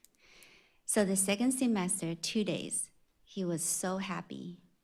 I will never forget when I picked him up from school, he came to my car, into the car, sit down and said, well, Mama, it is so good to be back to school. But it is so sad. We had to sit so far apart that I couldn't talk to my friends. But anyway, it's better than staying at home. And this year, we are so excited that the school was reopened for full-time 5 days. And then he got home, and we can see that anxiety because he was so afraid of being quarantined. So today, I'm addressing to the board and about stop quarantining healthy children, please. And I'm going to cite some resources and to share the information to let you know that quarantining healthy children is really business. And I'm going to share the information from the CDC website about vaccine breakthrough infection. According to CDC, vaccine breakthrough infection defined as the detection of SARS-CoV-2 RNA or antigen in a respiratory specimen collected from a person greater than 14 days after they have completed or recommended doses of a U.S. Food and Drug Administration authorized COVID-19 vaccine. According to the same source, as of August 23rd, 2021, and this is 3 weeks ago because I prepared this one for the last board meeting, but citizen participation was not allowed. So that's the data from them. 2,063 fully vaccinated people died of COVID-19 infection. 8,987 fully vaccinated people have been hospitalized. According to CDC Director and Wineski during a CNN interview, she said fully vaccinated people who get a COVID-19 breakthrough infection can spread the virus to others even if they are not symptomatic. Our vaccines are working exceptionally well, she said. They continue to work well with Delta with regard to severe illness and death. But what they can't do anymore is prevent transmission. So I urge you to stop quarantining healthy children because quarantining healthy children is baseless according to CDC's data and the director's code. Thank you very much. Thank you, Ms. Kim. All right, I believe that concludes our citizens' participation. We will move into item 10.0 after a very quick break. About 3 minutes.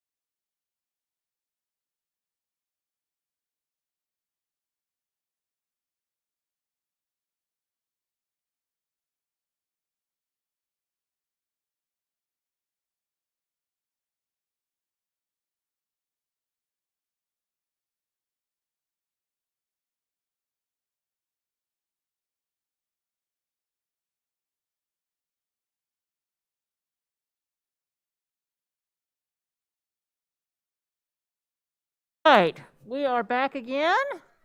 We still have a full agenda ahead. So we are now, item 10.0. Do I hear a motion for the board to adopt the recommendations of the District Instructional Materials Adoption Committee? I move that the board approve the recommendations of the District Instructional Materials Adoption Committees as district adopted instructional materials for 2021-2022 English Language Arts 9 through 12, World Language K through 12, Visual and Performing Arts K through 12, Career and Technology Education 6 through 12. Thank you, Ms. Henson. Do I have a second? Second. Thank you, Dr. Powers. I believe Ms. Gaskins is going to walk us through this. Absolutely. You see a healthy list in front of you of instructional materials. Since I first brought a list of materials for your consideration in July, we've learned about many additional materials that the State Board of Education has approved when the General Assembly approved additional funding for them. So you notice from the list, we do have a language arts text for journalism and a few for world languages, but the majority of these are for CTE and the visual and performing arts. We were pleasantly surprised by this additional funding and the opportunity to adopt these texts. These were not texts that we had studied before, so we learned about them either at the end of July or some in August, and so we had to assemble committees of teachers very quickly to make these selections, but we're excited about the opportunity to get these new instructional materials in our schools. Be happy to answer any questions. Also, just the instructional music and the orchestra, anyhow, that's great. We're especially excited that those texts come with some digital resources also that we're going to be able to really take advantage of. Yeah, the more we can align the selection of instructional material that can be also supported in a parallel virtual world, I think the better. So Yes, that's great. that was our goal, for sure. Great. Does anyone have any questions for Ms. Gaskins? Ms. Henson, would you repeat the motion? I move that the board approve the recommendations for the District Instructional Materials Adoption Committees as district adopted instructional materials for 2021-2022. English Language Arts 9 through 12, World Language K through 12, Visual and Performing Arts K through 12, Career and Technology Education 6 through 12. Thank you, Ms. Henson. Board, you've heard the motion and it has been seconded. All in favor, please say aye. Aye. Anyone opposed? And the motion carries. Do I hear a motion to approve one student travel request? Madam Chair, I move that the board approve the recommendation of one student travel request. The field trip request was reviewed and in compliance with board policy. Thank you, Dr. Guyton. Do I have a second? Second. Thank you, Dr. Powers. Ms. Gaskins, would you please walk us through this one as well? Sure, and as you know, it's been quite a while since we've brought a travel request to the board. At this time, we are considering travel requests during high spread, only those that are for athletic or arts or leadership competitions. And so this particular opportunity is for our FFA at LTC. They're going to be competing in the national competition and also receiving a national chapter award on stage. The FFA competition that the students will be competing in this year has a virtual component that the group will do at school prior to going to the convention. It will consist of an exam and some problem-solving activities. The reason that's being done ahead of the convention is so that students will not be in an enclosed space once they go to the convention. So while participating at the convention, they will be in a large open area where they can physically distance. Thank you. Board, do you have any questions? All right. All in favor, please say aye. Aye. Anyone opposed? And the motion carries. Do I hear a motion that the board adopt a resolution urging the South Carolina General Assembly to repeal the 2021-2022 Budget Proviso 1.108? Madam Chair, I move that the board adopt a resolution of the Lexington County School District 1 Board of Trustees urging the South Carolina General Assembly to repeal the 2021-2022 Budget Proviso 1.108. Thank you, Dr. Powers. Is there a second? Second. Thank you, Dr. Guyton. All right. Do you want me to read the proviso? That would be Or the- one- the, for discussion. resolution. Yes, thank you. All right, this is the resolution. Whereas South Carolina is among the top 10 states in the nation having the highest number of COVID-19 cases per capita, averaging 5,500 cases a day. And whereas the South Carolina Children's Hospital Collaborative recently stated that the number of children ages 0 to 17 in the state requiring hospitalization, including critical for COVID-19, is rising at an alarming rate. And whereas the Lexington County School District 1, the number of students and staff who have tested positive so far this school year is 2,280, which has resulted in a quarantine of 13,028 students and staff. And whereas the Center for Disease Control and Prevention recommends universal indoor masking by all students aged 2 and older, staff, teachers, and visitors to K through 12 schools, regardless of vaccination status. And whereas the South Carolina Department of Health and Environmental Control strongly recommends universal mask wearing for teachers, staff, and parents in school. And whereas local school boards and superintendents who ultimately bear the responsibility for the well-being of students and staff need flexibility, not limitations, when carefully weighing health and safety guidance at the local, state, and federal levels to make decisions for the students and staff in their communities. And whereas local school districts leaders are best positioned to monitor and modify safety protocols and make the best decision to keep students and employees safe.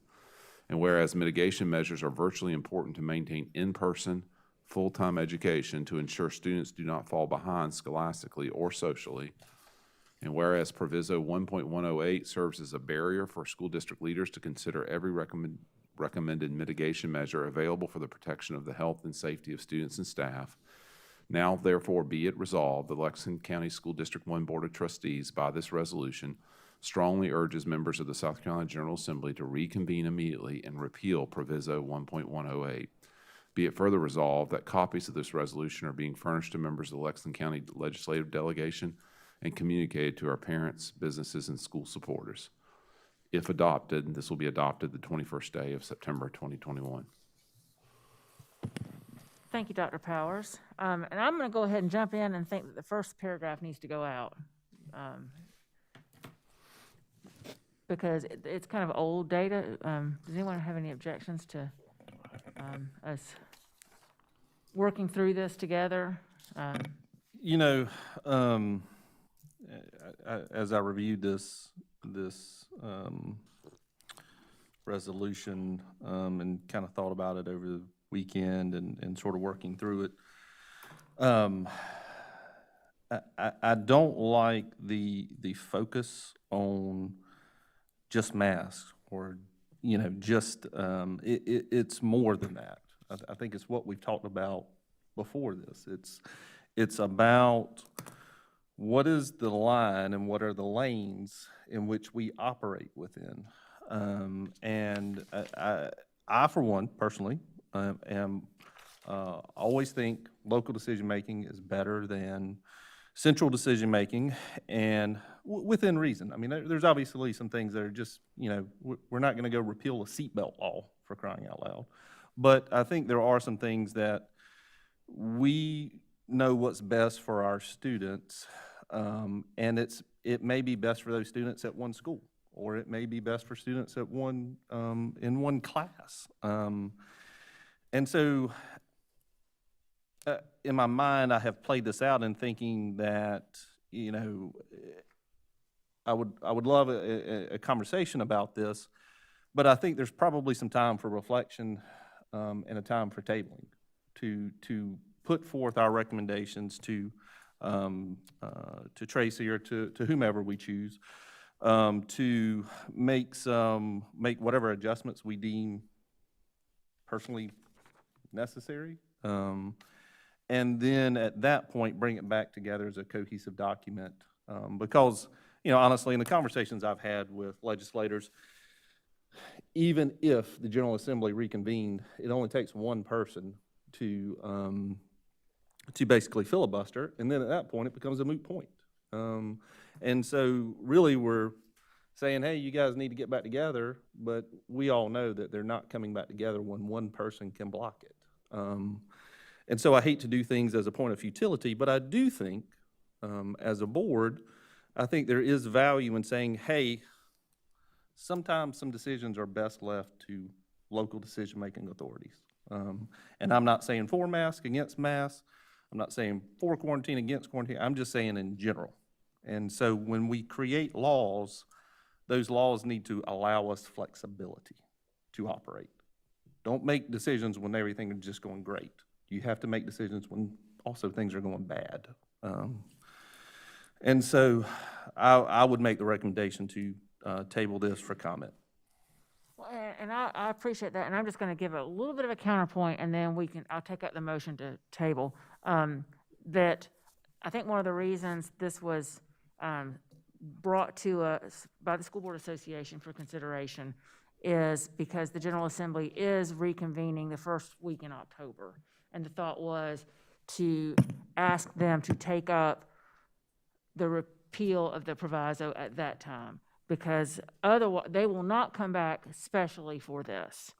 But the thought was that perhaps they would add this to their sign-die resolution agenda items, because if we don't get this resolution forwarded to our legislative delegation before they reconvene, and they're scheduled to reconvene, I think October 4th, 5th, something like that, then it will be February before they do this.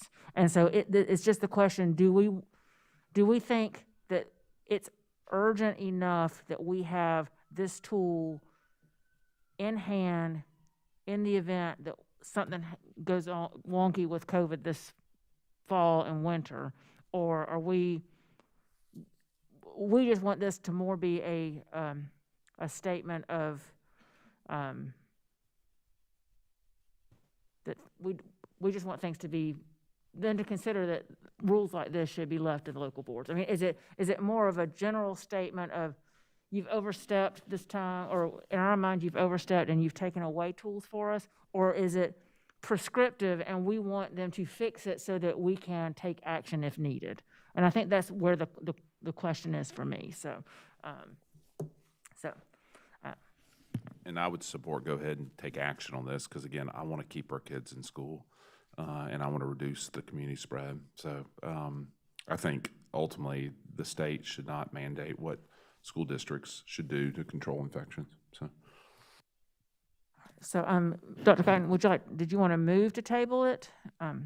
Yeah, I did move to table. Okay. Well, I may not have been clear. My apologies. Okay. Do I have a second on the motion to table the resolution? Second. All right, Mr. Anderson. All right, we have a motion and second to table the resolution. If you would, all in favor of tabling the resolution, please raise your hand. All right. All opposed? All right, and so the motion is tabled. The resolution is tabled.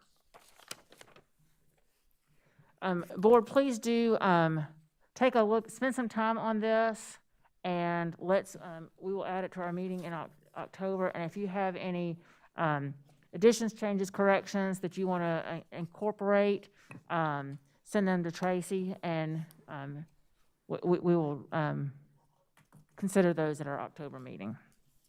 Can I just say something as well?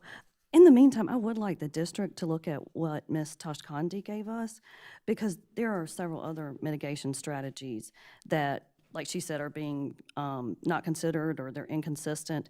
So I don't think mask is the end-all be-all answer to everything. And I think it would just be helpful if those were looked at in the meantime. Thank you, Ms. Garris. That's a good idea. And she did have some helpful things in what she provided to us. Dr. Little, did y'all receive a copy? You got a copy of that, didn't you? Okay. All right. We are, I believe that is all for 10.0. Moving on to 11.0, the superintendent's report. I'm going to turn it over to Dr. Little. All right, thank you, Madam Chair. Certainly, in the benefit of our time here, I'm going to just turn it right over to Dr. Osmer Smith, and we, once again, another appearance by Dr. Phillips, to talk about our strategic plan, and there's some timeline that we need to work through about what our strategic plan is going to look like moving forward.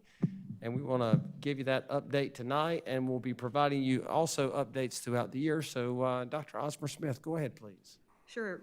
Good evening, Madam Chair and Board. We're glad to be speaking with you this evening about our strategic plan and to give you a brief update on our status. So in this presentation tonight, we're going to talk to you about the purpose, a brief description of the purpose, as well as our current state, an overview of our revision process, and are going to share with you the connection to our accreditation process, which also is happening this year. So the purpose of a strategic plan is listed on the screen that you see. And as a system, our goal with that strategic plan is to carefully set priorities based on student and staff needs. And then our job over the course of the whole strategic plan cycle is to stay focused on those priorities and so that they're attainable, sustainable, and actionable, as well as scalable across the system.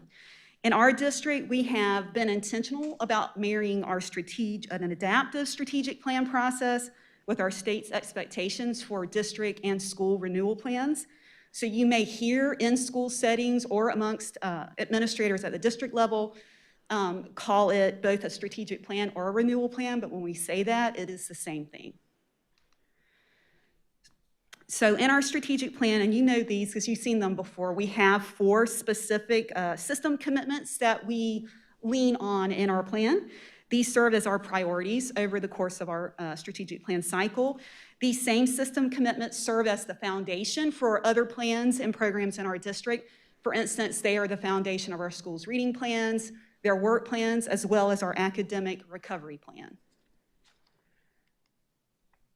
So now that you kind of have a brief overview of the purpose and our focus, we wanted to share with you a current status of our strategic plan and provide you with a timeline of our work this year. So after communication with the Department of Education here in South Carolina, we will use the full 5 years to implement our plan. Because we're using a 5-year cycle, we must review our interim measures and action steps, particularly in light of the COVID-19 disruption, to have a plan that's attainable, sustainable, and scalable. So listed here, you're going to see the timeline for our revisions of our current strategic plan. These are intentionally going through this process to make sure those goals, again, are actionable and sustainable due to COVID-19. We will engage in a more formal revision process next year when we begin to write and develop a new plan that will launch in 2023. In October, Ms. Gaskins, Dr. Phillips, and I will be working with the instructional services team to conduct a data review of the strategic plan data. In addition, we're going to work with this team to recommend revisions to the interim goals and action steps listed on the original plan. Later in the fall and into December, we will garner feedback from principals and district administrators, and in January, our plan is to bring a draft to the Board of Trustees for you all to see what we've been doing. Moving into second semester, we will continue to revise the plan as needed, and in March, we will present the final draft to the Board of Trustees. Finally, early in April, we will submit that update to the Department of Education. In doing this work over the course of the year, being careful and deliberate, we're providing the board with an accurate and complete report regarding the progress of our system and schools over the course of time. So listed on the screen is kind of a description of our revision process. And in this process, we will convene our instructional services team to really look at the data and to tune our interim goals and to conduct a review of strategies that we have. That may also include potentially reducing the number of interim measures that you see listed on the plan to those things most critical to achieving our system's performance goals. We also will be leveraging partnerships and research resources to identify best practices around goal setting to specifically address learning acceleration. Finally, we will be, as I stated before, garnering that feedback from administrators, specifically our Principal Advisory Committee, to refine our initial draft. And at this point, I'm going to hand it over to Dr. Phillips. Hello again. So as Natalie mentioned, we're going to be looking at our data in depth coming up in the next month or so. And during that time, part of that is to review these goals that are set and take a look at how we can, or even if we need to, revise some of them to address some of the setbacks from COVID, the COVID disruption. So what I'm just going to show you here very quickly is some examples of some of the revisions that we see that may need to be made and how we will be making those. So for example, this is one where we would reset the baseline of the data to the 2020-21 school year and then move forward from that using whatever criteria we set for interim measures. So for example here, we had 72.8% was our baseline in that particular year. And then moving forward, we had this year, which kind of threw a wrench in things. And so now we take whatever the data was for this past year, 2020, 2021, look at that data, and then move forward either with this measure that we set, so adding 2 points a year, or determining if there needs to be a different sort of measure there to move us forward, to try to get us back in a place where we needed to be. So that's one possible revision. This slide contains two other examples of possible revisions, and this is a really good example because I know this is struck through, but this is an example where we would remove a goal and then rewrite it. So this goal is about reducing the number of Tier 2 and Tier 3 interventions for students. Okay, so the number of students in those levels of intervention. And that is sort of how we were setting that up, going down a certain percentage every year. In the wake of this disruption, it has become clear in our data analysis so far that there are more kids in need of those interventions. And so measurement of that goal is not about getting kids out of that, it's how well we're doing it, right? And so in this particular goal, you may recognize this sort of verbiage from the academic recovery plan. What we want to see is that kids are meeting and exceeding growth targets. And so that's the way we worded this one as well. And it would be, we would set up this goal starting here to determine, you know, how we needed to move those students forward and make sure that those Tier 2 and Tier 2 interventions are getting to the right kids, A, and B, that they're working. So these are two examples of how we would be revising this plan. So in closing, we did want to share with you how the strategic plan is connected to our accreditation as a system. So alongside our work to revise our strategic plan this year, we are preparing for an upcoming an accreditation visit, which is scheduled for May of 2022. Our review will be conducted by a group called Cognia, and the actual review is called an engagement review. Some of you may know or have heard it referred to as an advanced ed visit or an advanced ed accreditation visit. This is the group that is the one that's doing it now. So like advanced ed, the engagement review is completed every 5 years. And like its predecessor, the purpose of this engagement review with Cognia is to provide our system feedback, thoughtful and really deep feedback regarding our current instructional and procedural practices. Also, the outcomes of that visit will help us determine next steps of our improvement process. So as part of that, as part of that Cognia engagement review, we will submit this updated strategic plan as a piece of evidence for accreditation to show our growth over time. The connection doesn't end there, however. The results of the Cognia review at the end of the year will inform the creation of our new strategic plan, which again will launch in the fall of 2023. So at this time, Dr. Phillips and I would be glad to answer any questions you may have. Can you go back one more?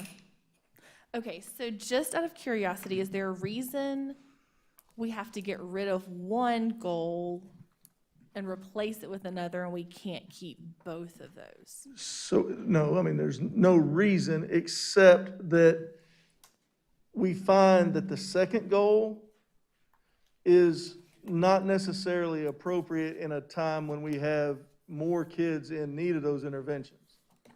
Because we don't necessarily, we want to make sure that we're getting the right kids in, right? We still want them to come out of it.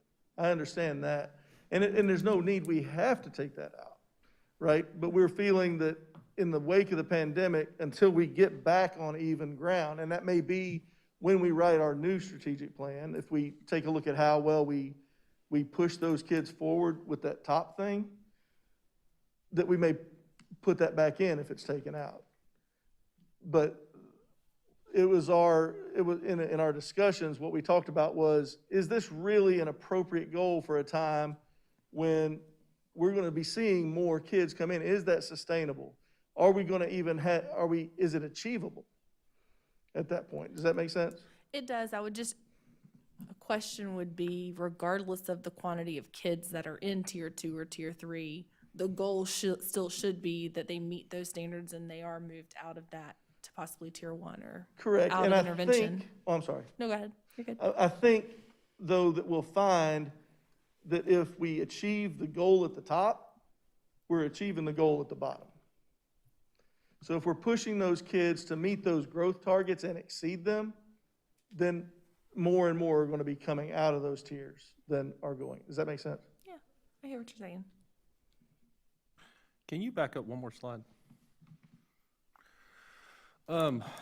So obviously we have let's call it a momentum rate. So there's a rate by which we are going up every year, fairly reliably, I would say, and consistently. And then, of course, we have pandemic year, and that cast us back.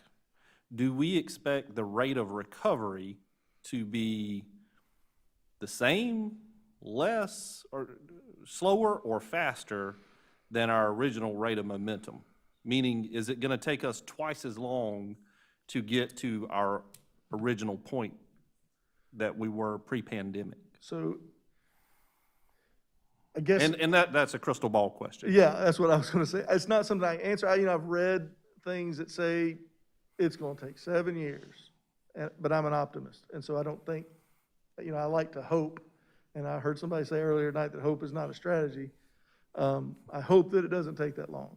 I think in our data dig, what we're going to do is try to determine what that rate reasonably can be over the next 2 to 3 years, and see where we are at that point. And when we rewrite the strategic plan, then we can be more informed about what kind of stretch goals we can set to get us back there.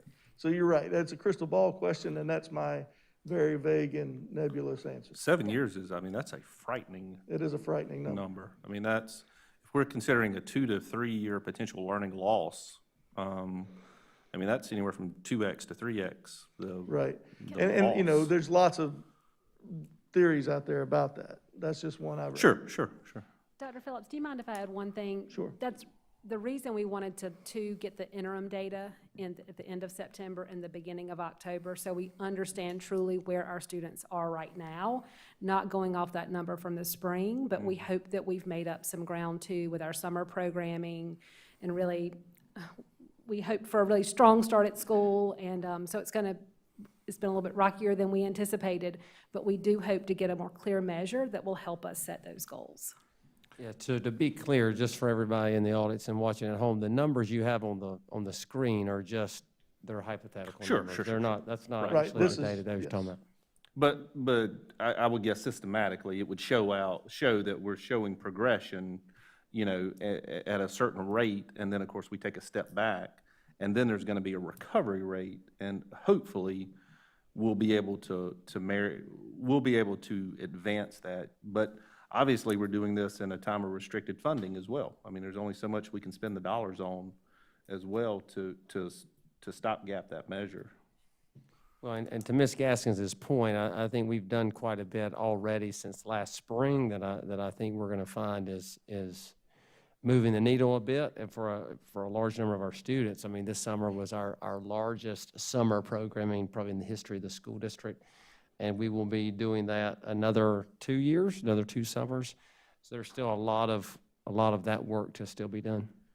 And I would add, just real quick, one of the things that Dr. Osborne Smith mentioned earlier was that we are partnering with different groups to look at best practices for accelerated learning. One example of that is our partnership with Hanover Research that can help us benchmark our district's data against other districts around the country and help provide us with research behind what is working with goal setting, what is reasonable with goal setting, moving forward with strategic planning for our district.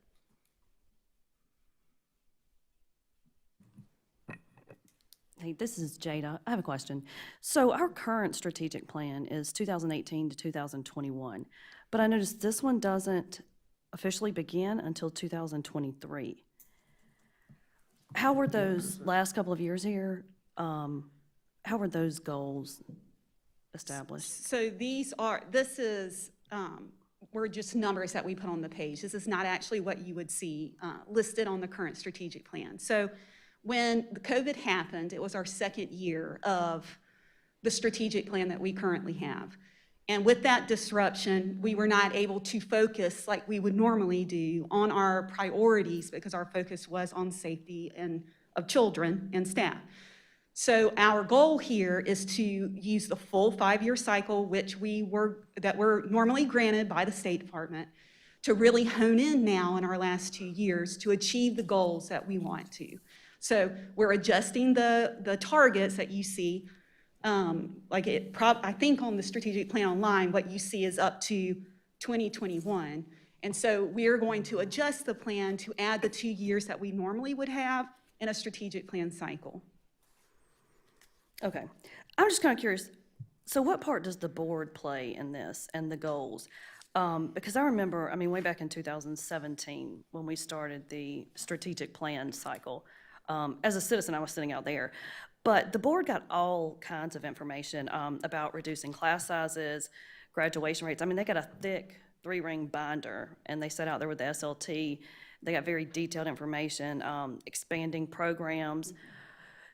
So is there a point that we will kind of get into the nitty-gritty of that as a board, and that we'll have input and we'll get reports and data? So that typically happens at the initial writing stage of a strategic plan. So that would be next year, you would be involved in supporting our development of the plan or our strategic plan that goes from 2023 to 2028. This is an update to an already approved strategic plan by the State Department so that we can continue to work on the goals that were already set in the first drafting period that we had back in 2017. 2017, right. I guess what's confusing me is when everything I have, even things turned to the State Department of Education, they say the strategic plan, our current one is from 2018 to 2021. But now we're kind of skipping a little bit and not. And I think I can clear, because when, I remember very vividly when we implemented this strategic plan, and it was kind of a bragging point, which is kind of funny in hindsight, that strategic plans are 5 years, and the State Department expects us to do a 5-year. We have this great idea to do it every 3 years, and we're going to ask, can we please do it in every 3 years? And they said, yeah, go ahead. And now we're saying, oh, COVID happened. We actually need that 5 years. So this is that same plan. It's just, instead of being 3 years, we're going to take the 5 years that we thought we didn't need, but we actually do need because we've been off track for the last. Is that correct, Dr. Little? And I would hope when we start getting into our writing next year that we will also consider a 3-year plan, even though it's a 5-year cycle. I know that's confusing, but the 3-year plan really captures that idea of flexibility and adaptability better. And under normal circumstances, we would already be, I guess our planning year would have been this year.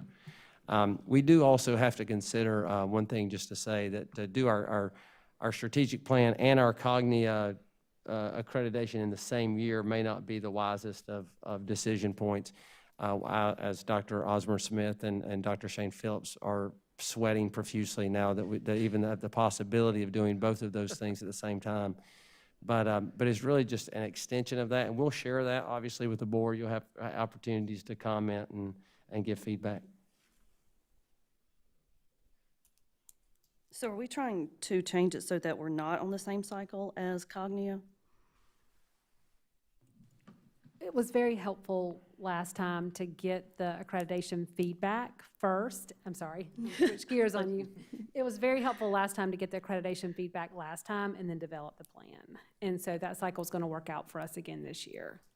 Okay, thank you. Thank y'all. Thank you, board. All right, Mr. Warren.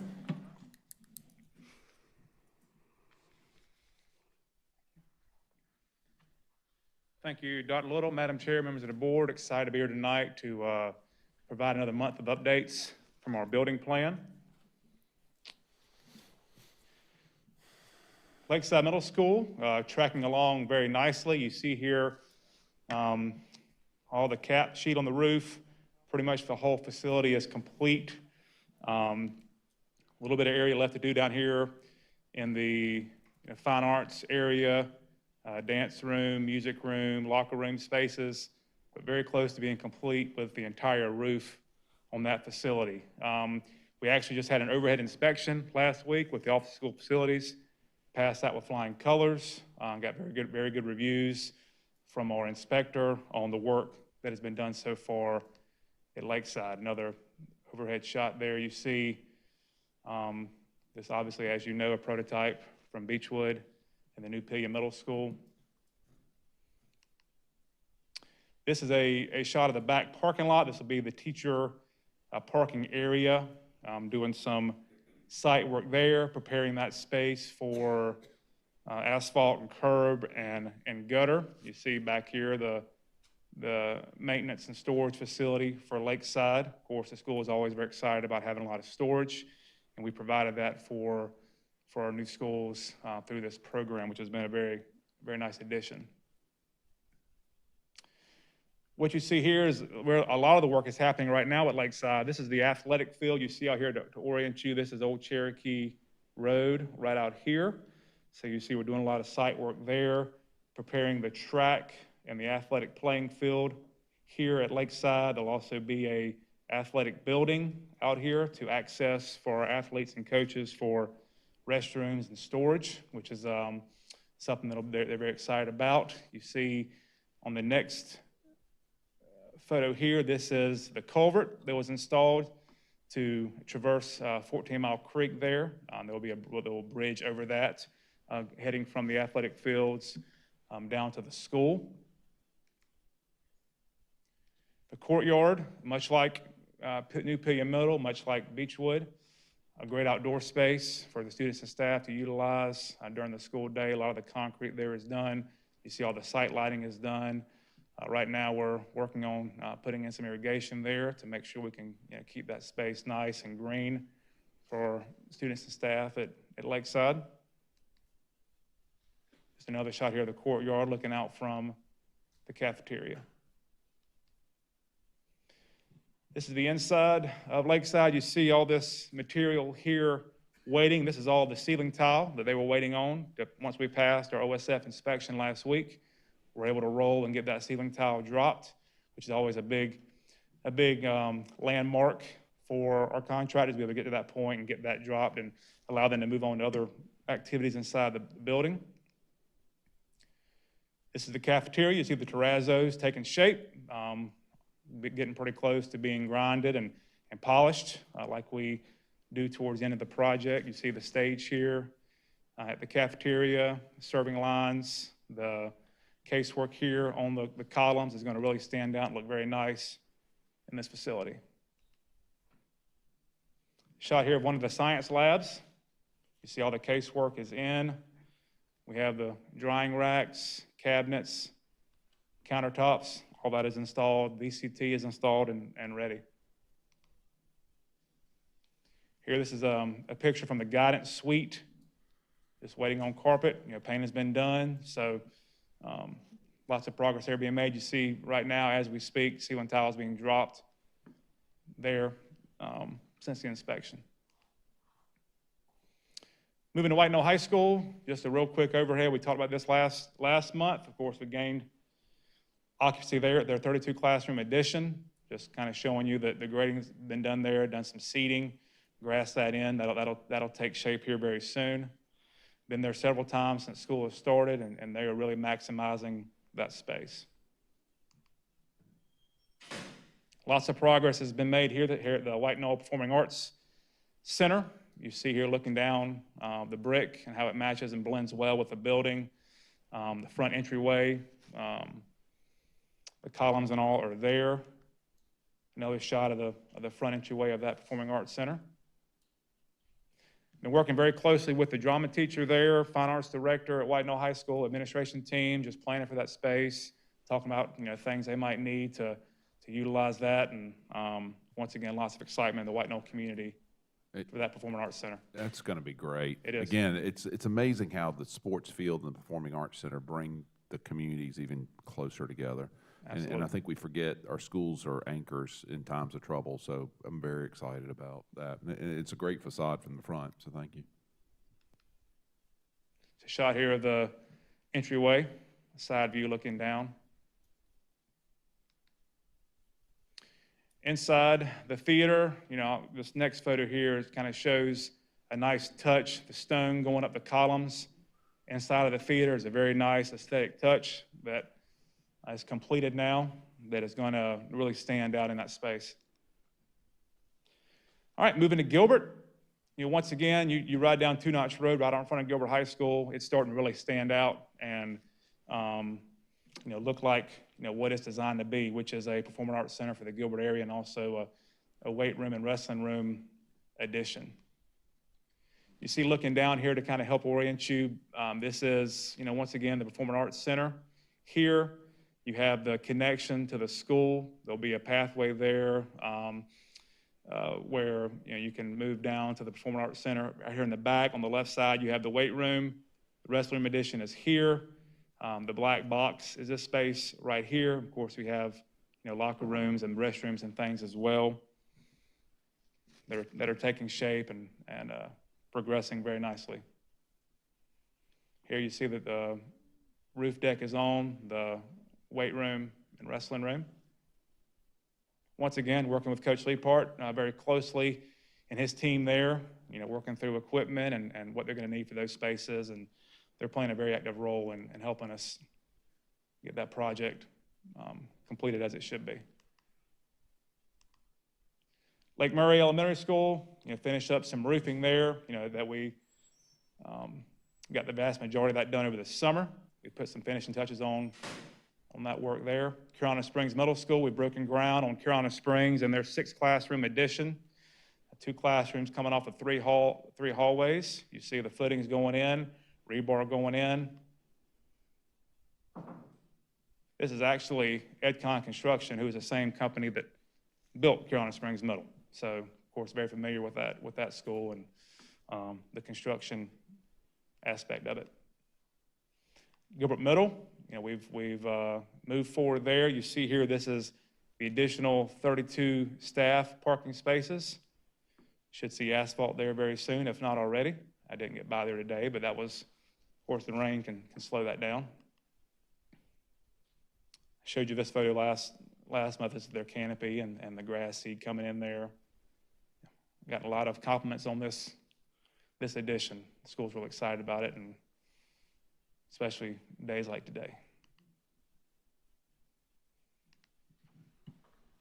Doctors? Thank you, Matt. Just really quickly, want to point out that, excuse me, that the district has won a merit design award for the design that we did with Beechwood Middle School. Obviously, that's a prototype design that we've used at Pelion Middle School, and then also at now Lakeside Middle that Matt just talked about. The design award is offered by the Association for Learning Environments, which is a national organization that recognizes quality school construction design and innovative techniques and strategies that allow for building spaces to support instructional programs. So we're pleased to let you know tonight that that award was recently awarded to the school district. And it's a real testament to, not only the facility staff, but also obviously our partnership with instructional services and the other areas of our school system and everybody that came together that made this project a success. So I'm going to point that out. And if you don't mind, I appreciate the transparency of the leadership team and how you provide us updates for the capital fund expenditures from the bond referendum. And it looks like we have crossed the 50th percentile. We've spent close to half of that money with all the projects we're doing. We're seeing the fruits of that. So thank y'all for all the work. I think a lot of districts would be jealous. I know they would be, to have a community that supports us in this way with the bond referendum for these additional educational sites. And then also thank y'all for managing it so well, because it's not easy. A construction project is not easy. And we appreciate the transparency at the board level. So thank you. Thank you. Definitely a team effort, and appreciate your support as well. Any other questions or? All right, board, it's now my pleasure to turn it over to, it always seems that Mr. Salters is the last one to go, but tonight he has a partner in crime with Ms. Gaskins with him. If you'll recall, back in the spring, there was a lot of talk about dual modality, and that definition was created, like a lot of definitions, in a different time when dual modality really meant something different. And the expectation for dual modality was going to be different. So we've sat down and would like to show you and sort of consider this tonight a first reading just for your presentation so that you can take a look at it.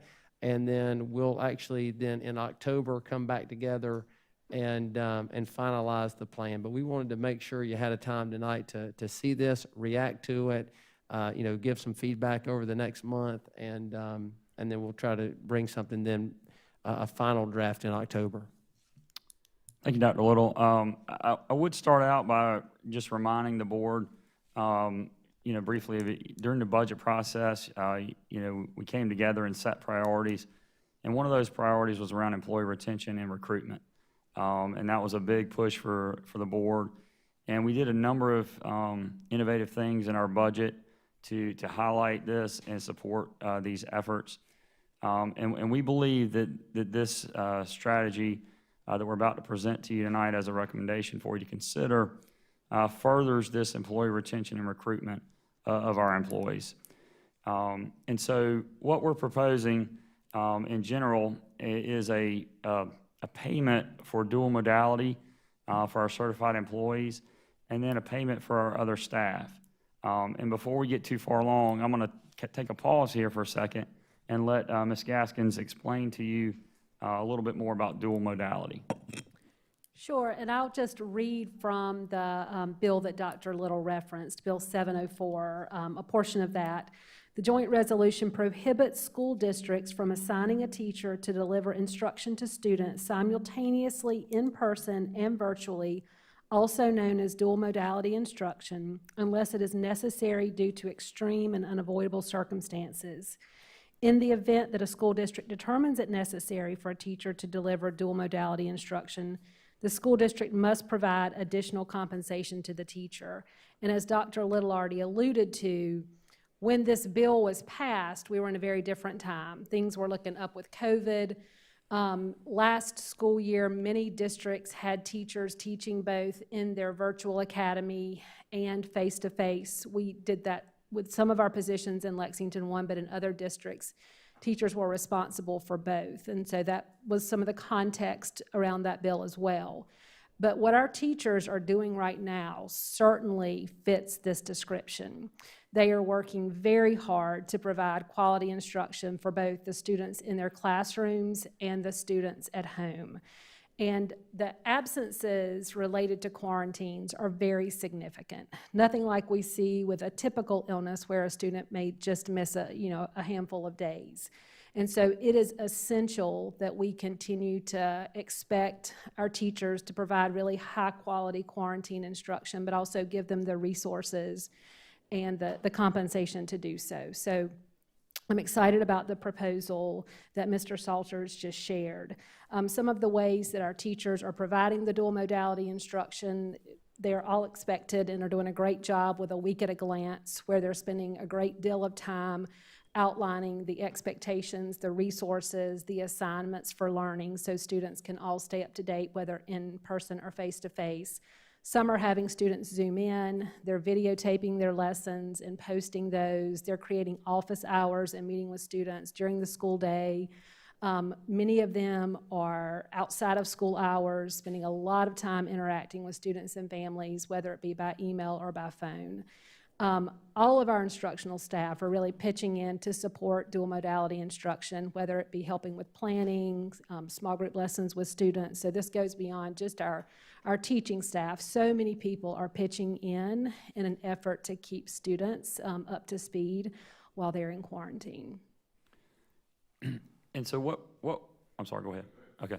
And so what we're looking at as we begin the conversations around this, we started talking about the different roles and responsibilities that really all of our staff are playing, trying to keep our schools operational. And so, we have, assistants, instructional assistants that are helping out, covering for a teacher. We have office staff covering for a teacher. We have folks from central services going out and covering classrooms, feeding students, doing different things. This is my cafeteria partner right here. We've been, we can slap a mean corn dog. But we have people doing different things out in the schools. And so we felt like as we started talking about this conversation, we really need to look at it system-wide. And so what we're proposing for your consideration is for full-time employees, and that would be anyone that works 30 hours or more a week. We're proposing a $2,000 gross payment amount to be split into two payments of $1,000. For part-time employees, and that would be folks who work less than 30 hours a week, we would do a $1,000 gross payment, and that would be split into two payments. And then last year, we had a very successful strategy that we use for our substitutes. And so if they work 45 days in a semester, they got a $500 extra payment. And we would propose that for first semester and second semester for our substitutes. And so just kind of breaking this down a little bit further, what our plan would be for consideration would be that if you're an active employee as of November 15th, then you would receive a gross payment amount of $1,000 on the December 10th payroll. And again, part-time, you would get a $500 payment. Substitutes who work 45 days in the first semester, which it doesn't end until January, they would get paid on the February 25th payroll, that substitute $500 amount. And then we would fast forward to the spring and kind of end out the year in looking at active employees as of May 15th. Those employees would receive a $1,000 payment, full-time employees on the June 9th payroll, our regular payroll date, and part-time would get the $500 at that same time. And then substitutes who qualify for that second semester would get a payment on June 23rd. This is a little bit different than what we did last year in the sense that this is a gross payment amount, so taxes, your normal withholding, retirement would come out of these payments.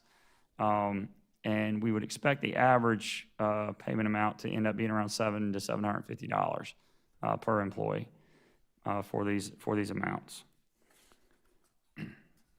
And then looking at the budget, originally for this fiscal year, we had an approved budget amount of $304,035,616. These proposed amounts that we're talking about now will be approximately $10,600,000. And so, we would bring a budget amendment to you to increase the budget to the $314,635,616.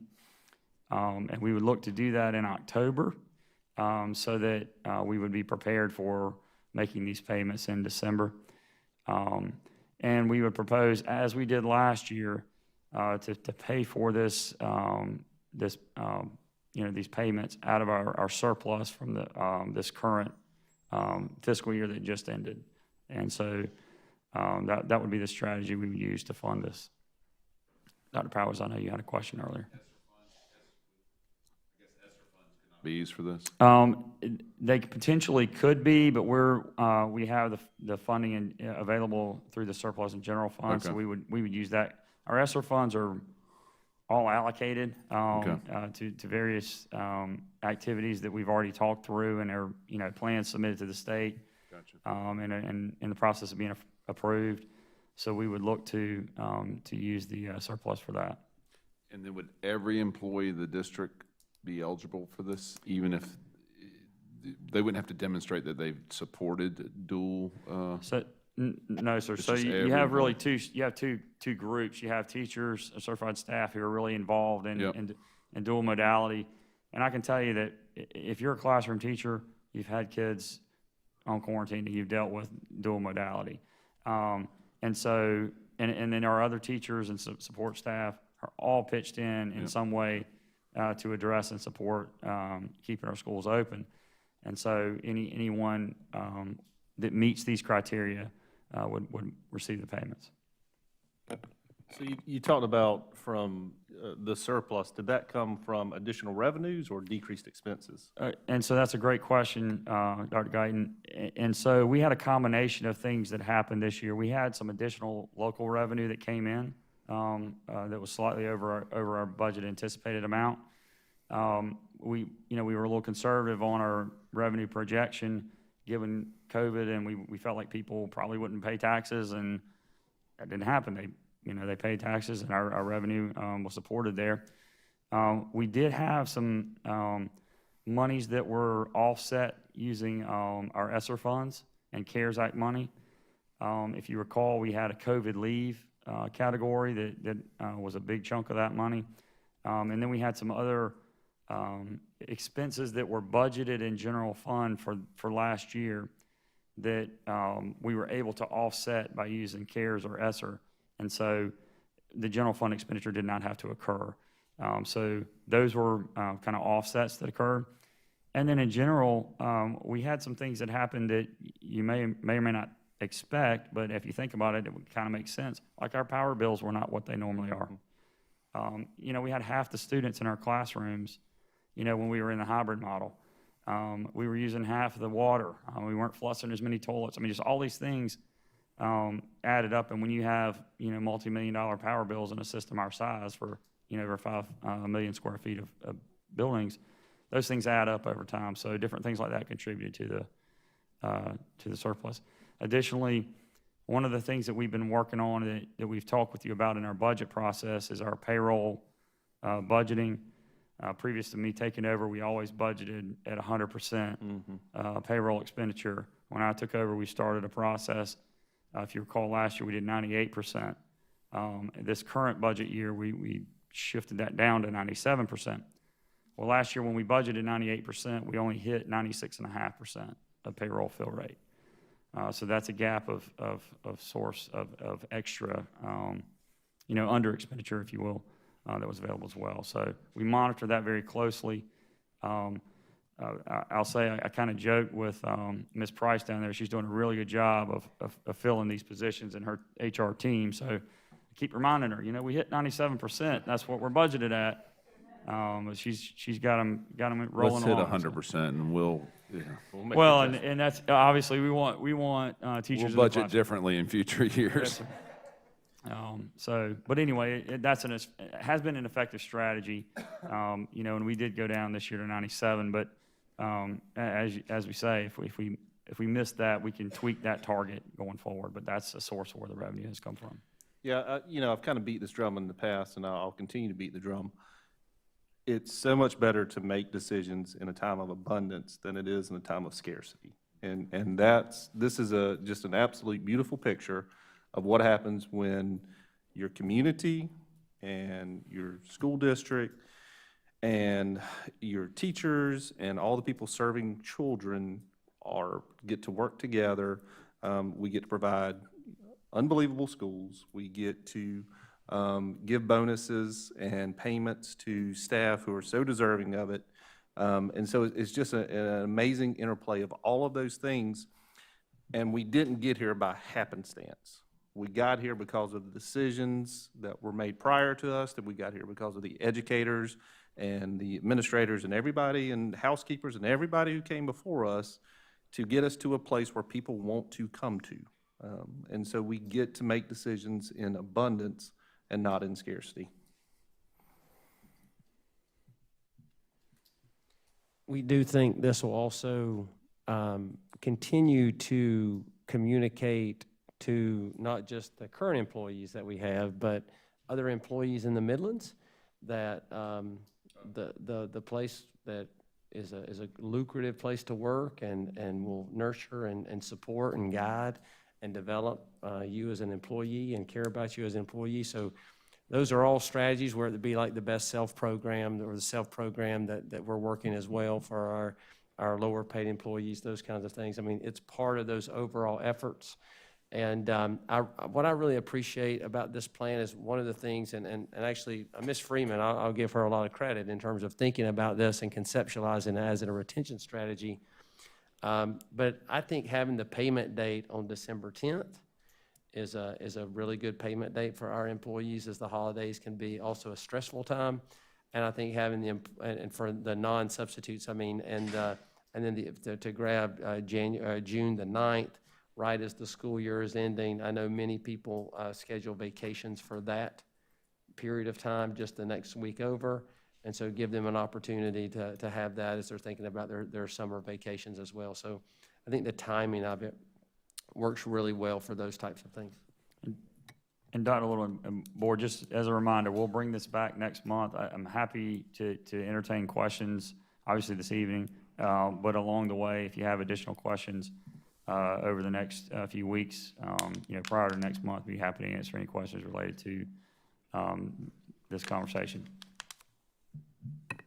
So I have a question. What are other districts doing as far as dual modality? I guess, Ms. Gaskins, you might want to weigh in on that a little bit as well, but I know that some of our local districts are basically gathering a team of, 5 to 7 teachers, and those teachers are being paid a stipend to work after school to interface with students who are on quarantine. So they're not getting quarantine instruction during the day. They're getting in quarantine instruction after hours, and that small group of people is doing the work. And the teachers are still having to gather the materials and feed it to that group or that team. We feel like our teachers are gathering materials.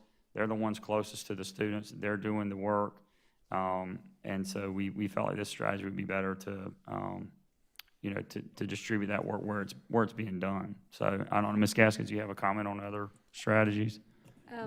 The one you just described is definitely one that a neighboring district is using. Some districts are still figuring it out, to be honest. They haven't figured out the compensation piece yet. We are serving many more students in quarantine than some of our neighboring districts, and so this problem is a little bit bigger for us right now in terms of making sure that we're providing that quality instruction.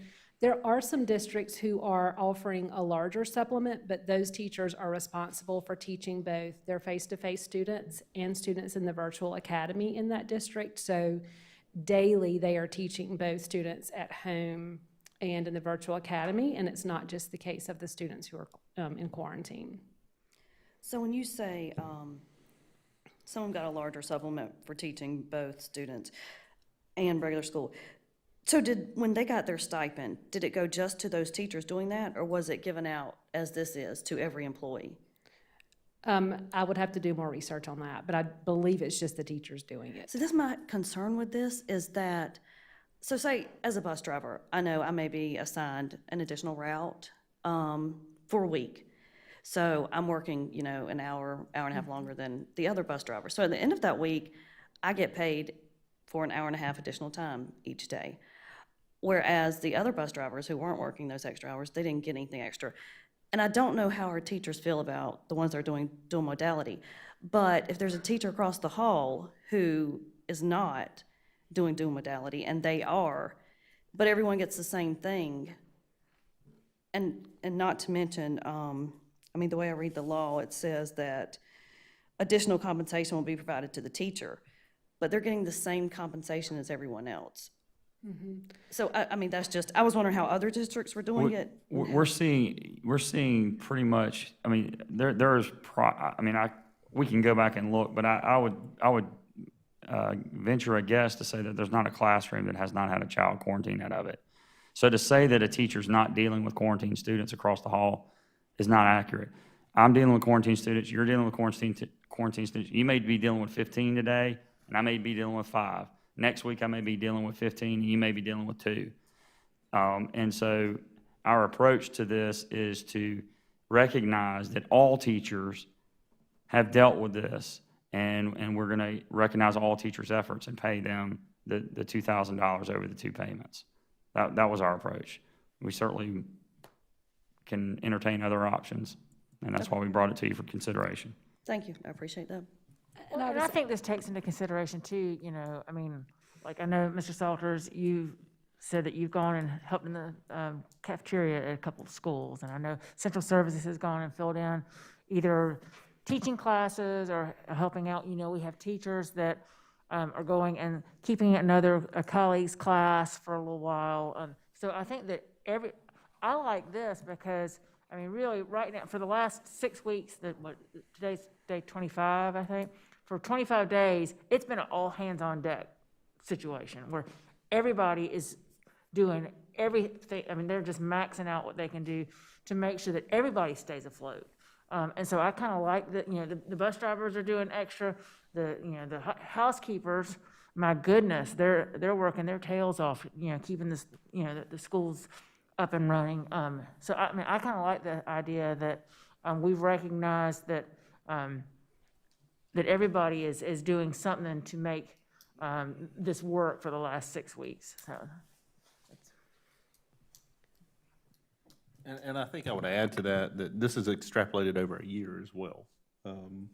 And so, I mean, we're just talking about the first 20-something days. I mean, we've still got a good many more to go. And so everybody within the district is going to be affected by COVID, who is associated and works with the district. You're going to have some extra layer of responsibility or work or something that's going to go into it. But I mean, certainly appreciate what you're saying about, you know, sometimes it may feel like one person shouldering a little heavier burden than the other, but at the end of the day, I think it does all level out over the course of a year, as opposed to the 20-something days we've had to look at. And with that in mind, we also didn't want to add the burden of timekeeping to our teachers that are already so overtaxed and working such long hours to have to document that time and submit it. We thought would just be another thing for them to have to do. Thank you.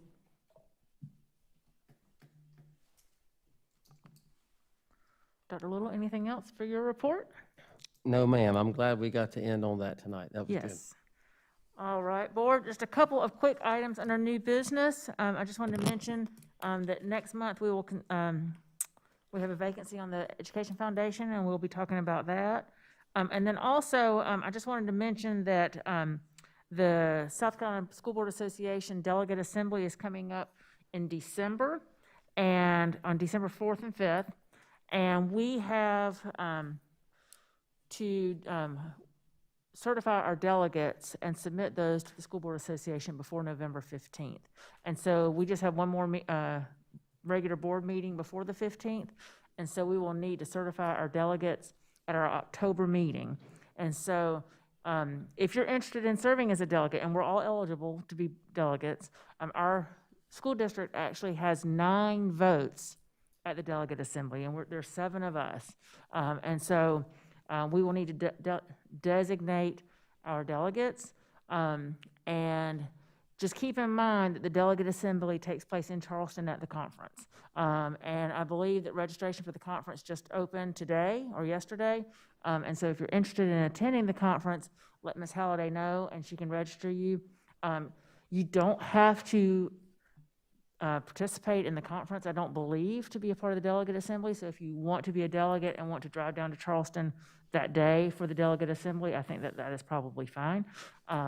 But everybody is eligible. But if you want to be a delegate and attend the delegate assembly, just plan on submitting your name, and we will certify that list at our meeting in October.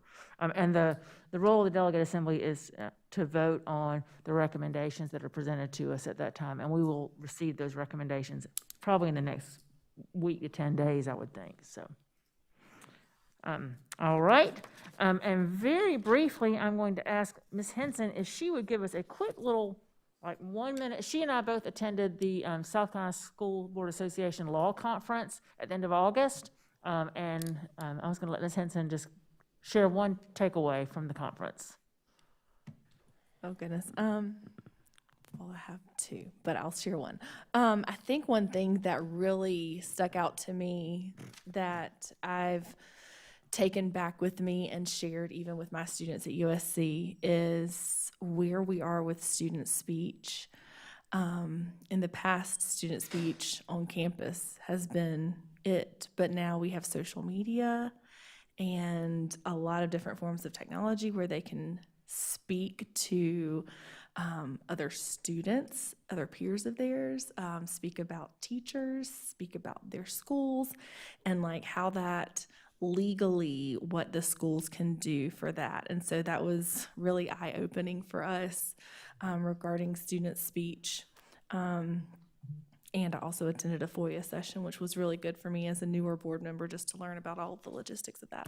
So it was good.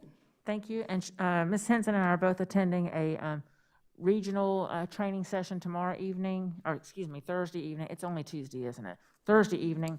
And then I think we're both also registered to attend a training workshop in a couple weeks called Beyond the Basics. So just wanted to give you a little update on that. All right, board, you've received the usual attachments to our board packet. The list, I believe you have those, and they're for your information. And at this time, do I have a motion to adjourn? Motion to adjourn. Thank you, Mr. Anderson. Is there a second? Thank you, Mr. Oswald, barely awake over there. No. Thank you. We're adjourned. Thank you very much, everybody. Thank you very much. Good night, Madam Chair. Good night, Dr. Powers. Y'all have a great evening. You too. Hey, I'm sorry to hear about your dog.